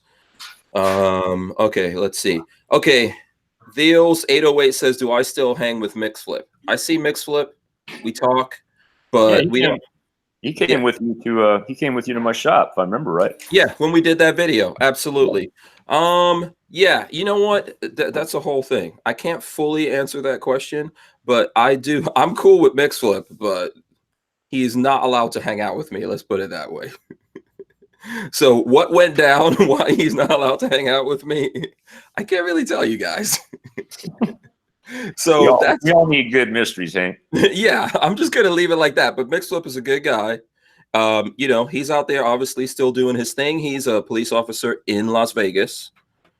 As a matter of fact, what we were talking about earlier, he's one of the guys that responded to that and all that kind of good stuff. So, but the reason why you guys don't see me in videos that much is because we're not allowed to officially hang out with each other. I'm just gonna leave that there. So let me see what other questions we have going here. Armin and Axis says, I wish the 545 by 39 would have caught on more here in the US. I think that's very popular in the US, right? It is in certain circles, but honestly, I'd say over the last couple of years, we sold one 545 gun to probably 9 7.62 guns. Wow. Okay. So why is that? I'm sorry? Why is that? Is that availability or just it's not popular anymore? I think for a long time, they were really popular. You know, at first, I mean, those kids started coming into the country around 06 or 05, I think. And nobody really knew about them that much. And the ammo was super cheap. I mean, I think it was like 4 or 5 cents a round at the time. And I saw that and I said, man, I got to have one of these. This is cheap. This is good plinking fun, you know? Mm-hmm. So I built one and realized how much fun it was. But they weren't really that. They started to take off when eventually they started making receivers for them. And then all of a sudden you had these nice 74 side folder kits that you could build a nice 545 out of, and you had all this cheap ammo, and they took off, and we were selling a lot of them around that time.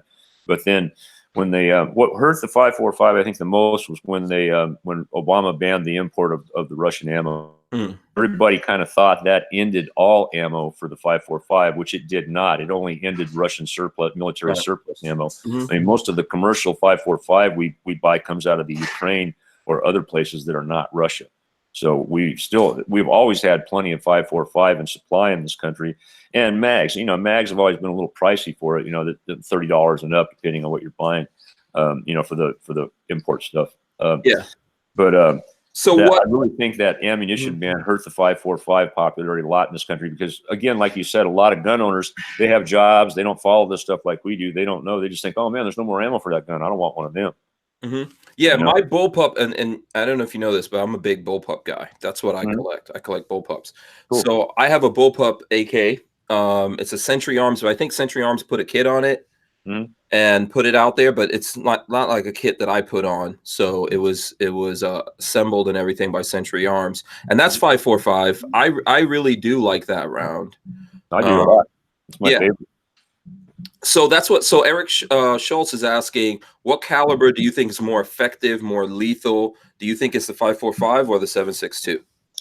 I'm gonna quote Sonny Pazikas on this because it's dead nuts good sense. If you own one AK, it should be a 7.62. If you own two AKs, it should be a 7.6. They should be 7.62, so you have a backup. If you have a third AK, get a 5.45. Okay, when you get to the third one, from there, okay. And if you get more, buy more 5.45s. I don't know, but the reality is, particularly in this country, there are at least 3 or 4 ammo manufacturers that make 7.62 39. Mm-hmm. There's only one that makes 5.45, and they use cases from com block countries to make them with. They get their cases. They use steel cases from the Ukraine to make those with Hornady does. So if all the import went away, there probably would not be any more 5.45 ammo available. Whereas there would be 7.62 by 39 ammo available because PMC, Remington, the big box manufacturers all make it. It's going to be expensive, that, because it's brass case, it's American made, it's going to cost money, but it's still going to be out there. And Right. Same thing with the mags. Mags are all over the place for 7.62. Yeah. Yeah, I think you if you look properly, you can find the 5.45. I know I've got a bunch, but you're saying it's a myth that the 5.45 round is not available. No, it's available. I could buy thousands of rounds of it right now. You can still find 7.6 in private hands. The Russian ammo that was banned from coming in, because the 7.6 was the only thing that was banned from import. It wasn't anything else. Wolf, the zoo animals, I like to call them wolf, golden bear, golden tiger, silver bear, whatever they are. That stuff all still comes into the country because it's not Russian ammo. It comes from the Ukraine. So there was never an issue with that. You could always get, still can today. Okay. I think it really did because a lot of people just didn't know that.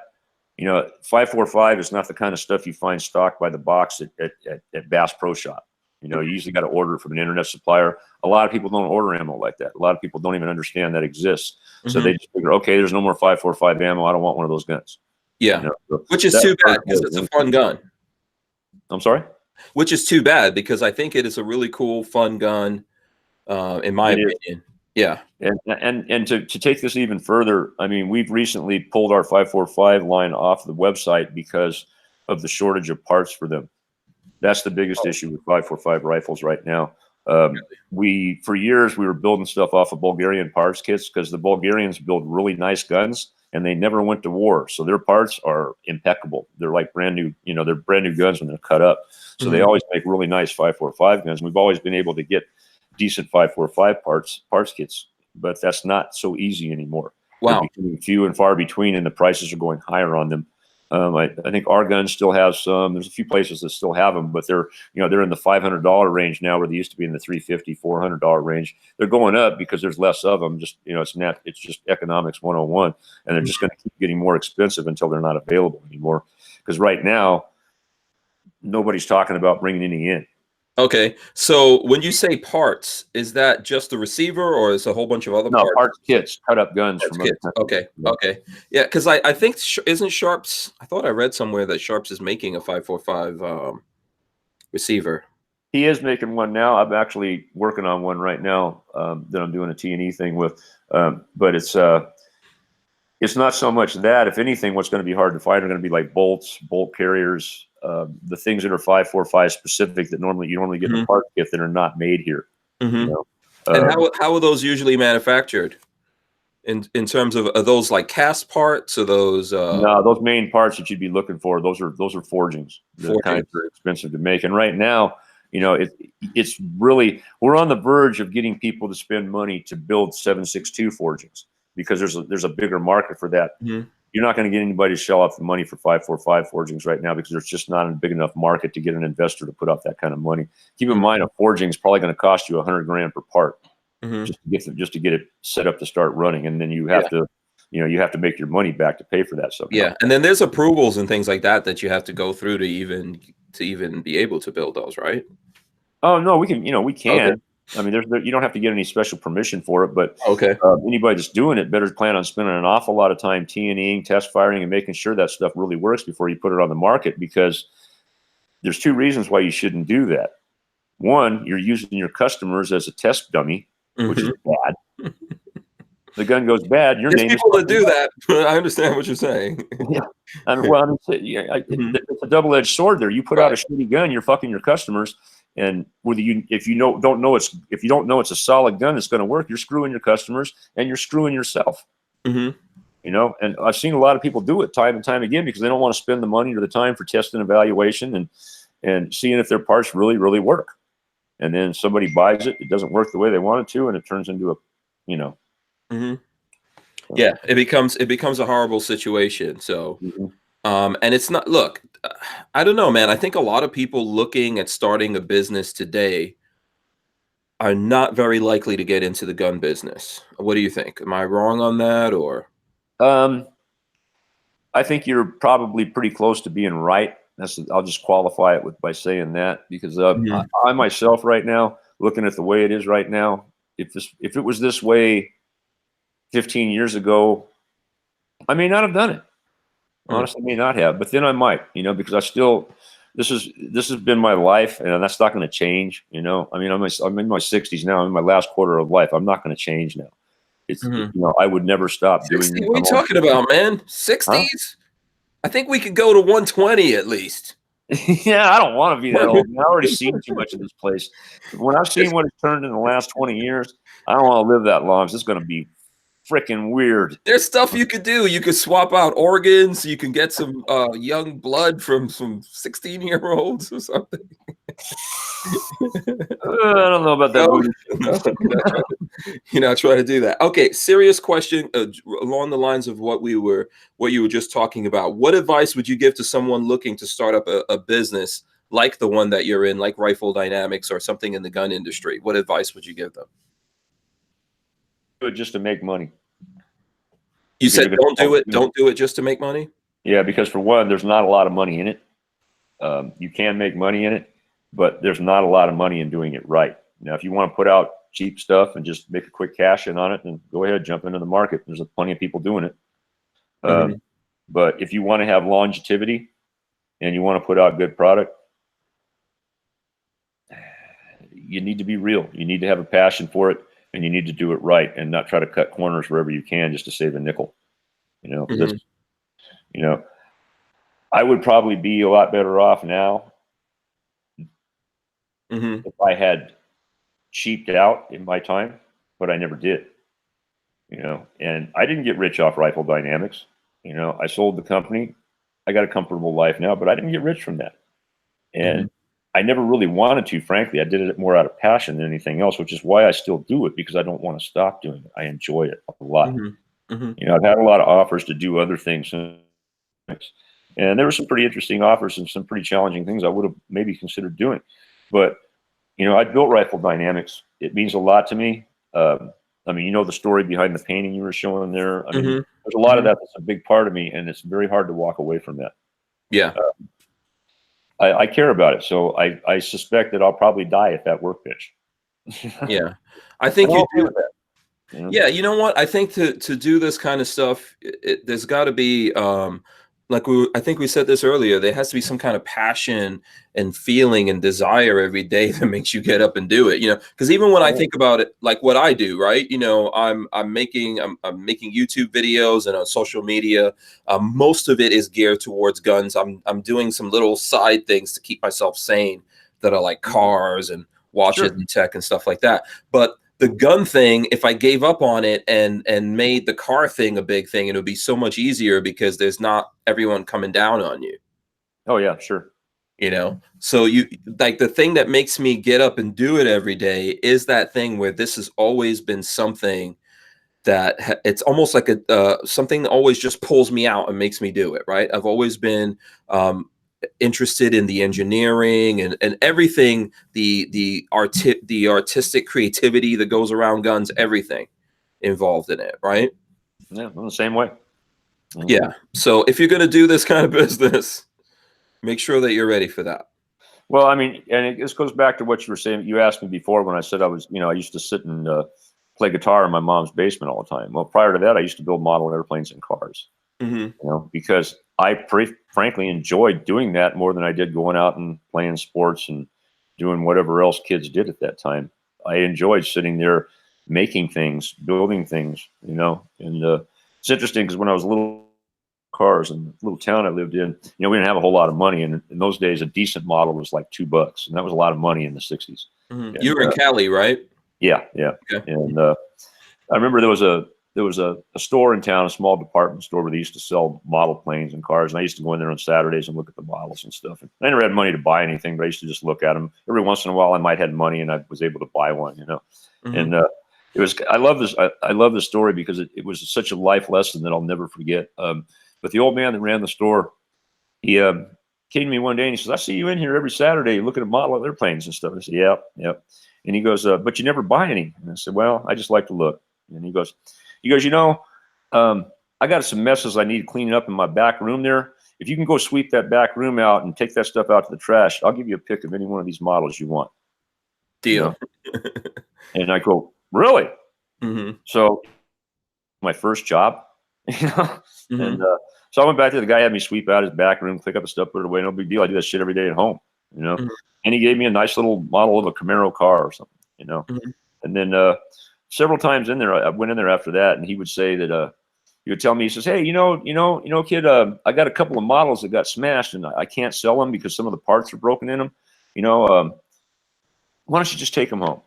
Mm-hmm. Maybe you can do something with them." And with those broken models, I would sit there because I wanted to build it so bad, but I would look at the parts that were broken and try to figure out how to fix them. Mm-hmm. You had like an unnatural attraction to those things, like a demon almost living inside of you that made you get up and do that, right? I think so. And Mm-hmm. and as far as Mr. Stevens, who was the guy that owned that place, so it was kind of sad because I went in one Saturday and his son was there, who was very rarely ever there. His son didn't really do anything with the business, and apparently Mr. Stevens had passed away a couple of days before that. And he was an older guy, heart attack or something, I don't know. And his son proceeded to tell me that he says, "Oh yeah, you're the boy that comes in here and gets the models on the weekends, yeah?" And I go, "Yeah." He goes, "All those smashed models that my dad used to give you?" And I go, "Yeah." He smashed them himself. Wow. Yeah. That was a man just trying to teach a kid something that he had no tie to, had no reason to do it whatsoever. But you know what? Maybe someone did really that nice for him. You know what I mean? Maybe someone did that for him and he knew that he had to pass that on. Yeah, I like to think that, and I've kind of done a lot of that stuff myself now because, people ask me all the time, why you tell people how to build shit on the internet? You're giving away all your secrets. I ain't giving away no secrets. This shit was developed in the 40s, But, it's like, it's not so much what you take with you, it's what you leave behind. It's what you leave behind for other people to carry on, and that's what Mr. Stevens did for me.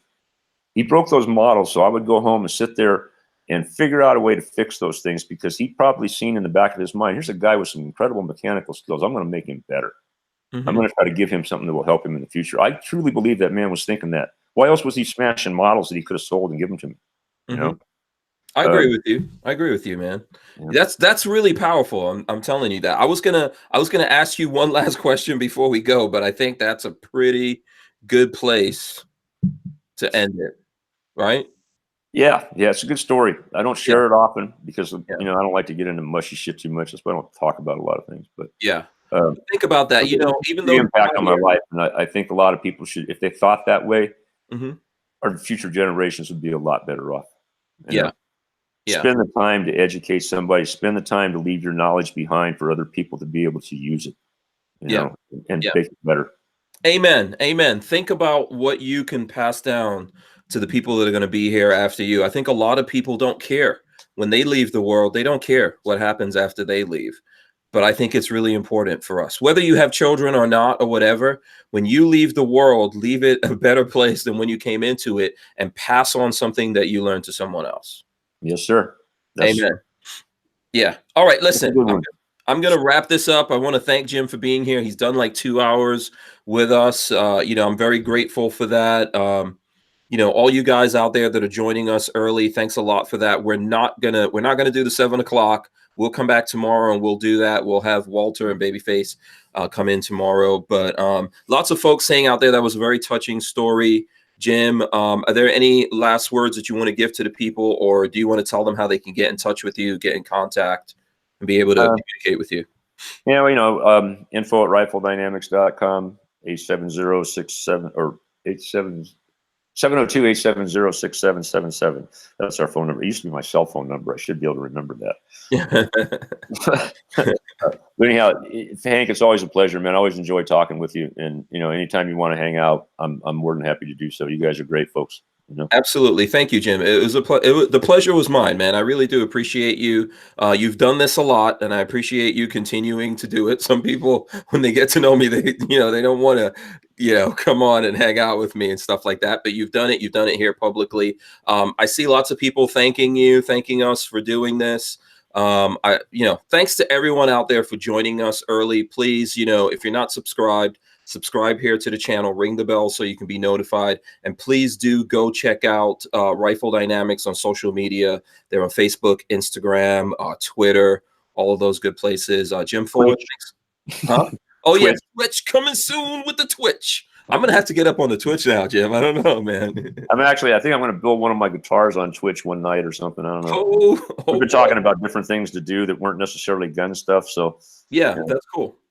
It's going to be fun. It's an adventure. We'll see how it goes. Yes, absolutely. Everyone out there, look out for Jim Fuller on Twitch. I think it's going to be a lot of fun. You're going to enjoy it. Okay, that's it. We're out of here now. Jim, stay right there. We're going to end this stuff. We will see you guys tomorrow night. There's no show at 7, so don't look for it. Sorry about that. Enjoy this, everybody. Yes. Thank you, Jim. If you're coming in now, rewind the show to the beginning and enjoy it. We're out of here. When you usually start, huh? Yeah, exactly. This is when it usually starts.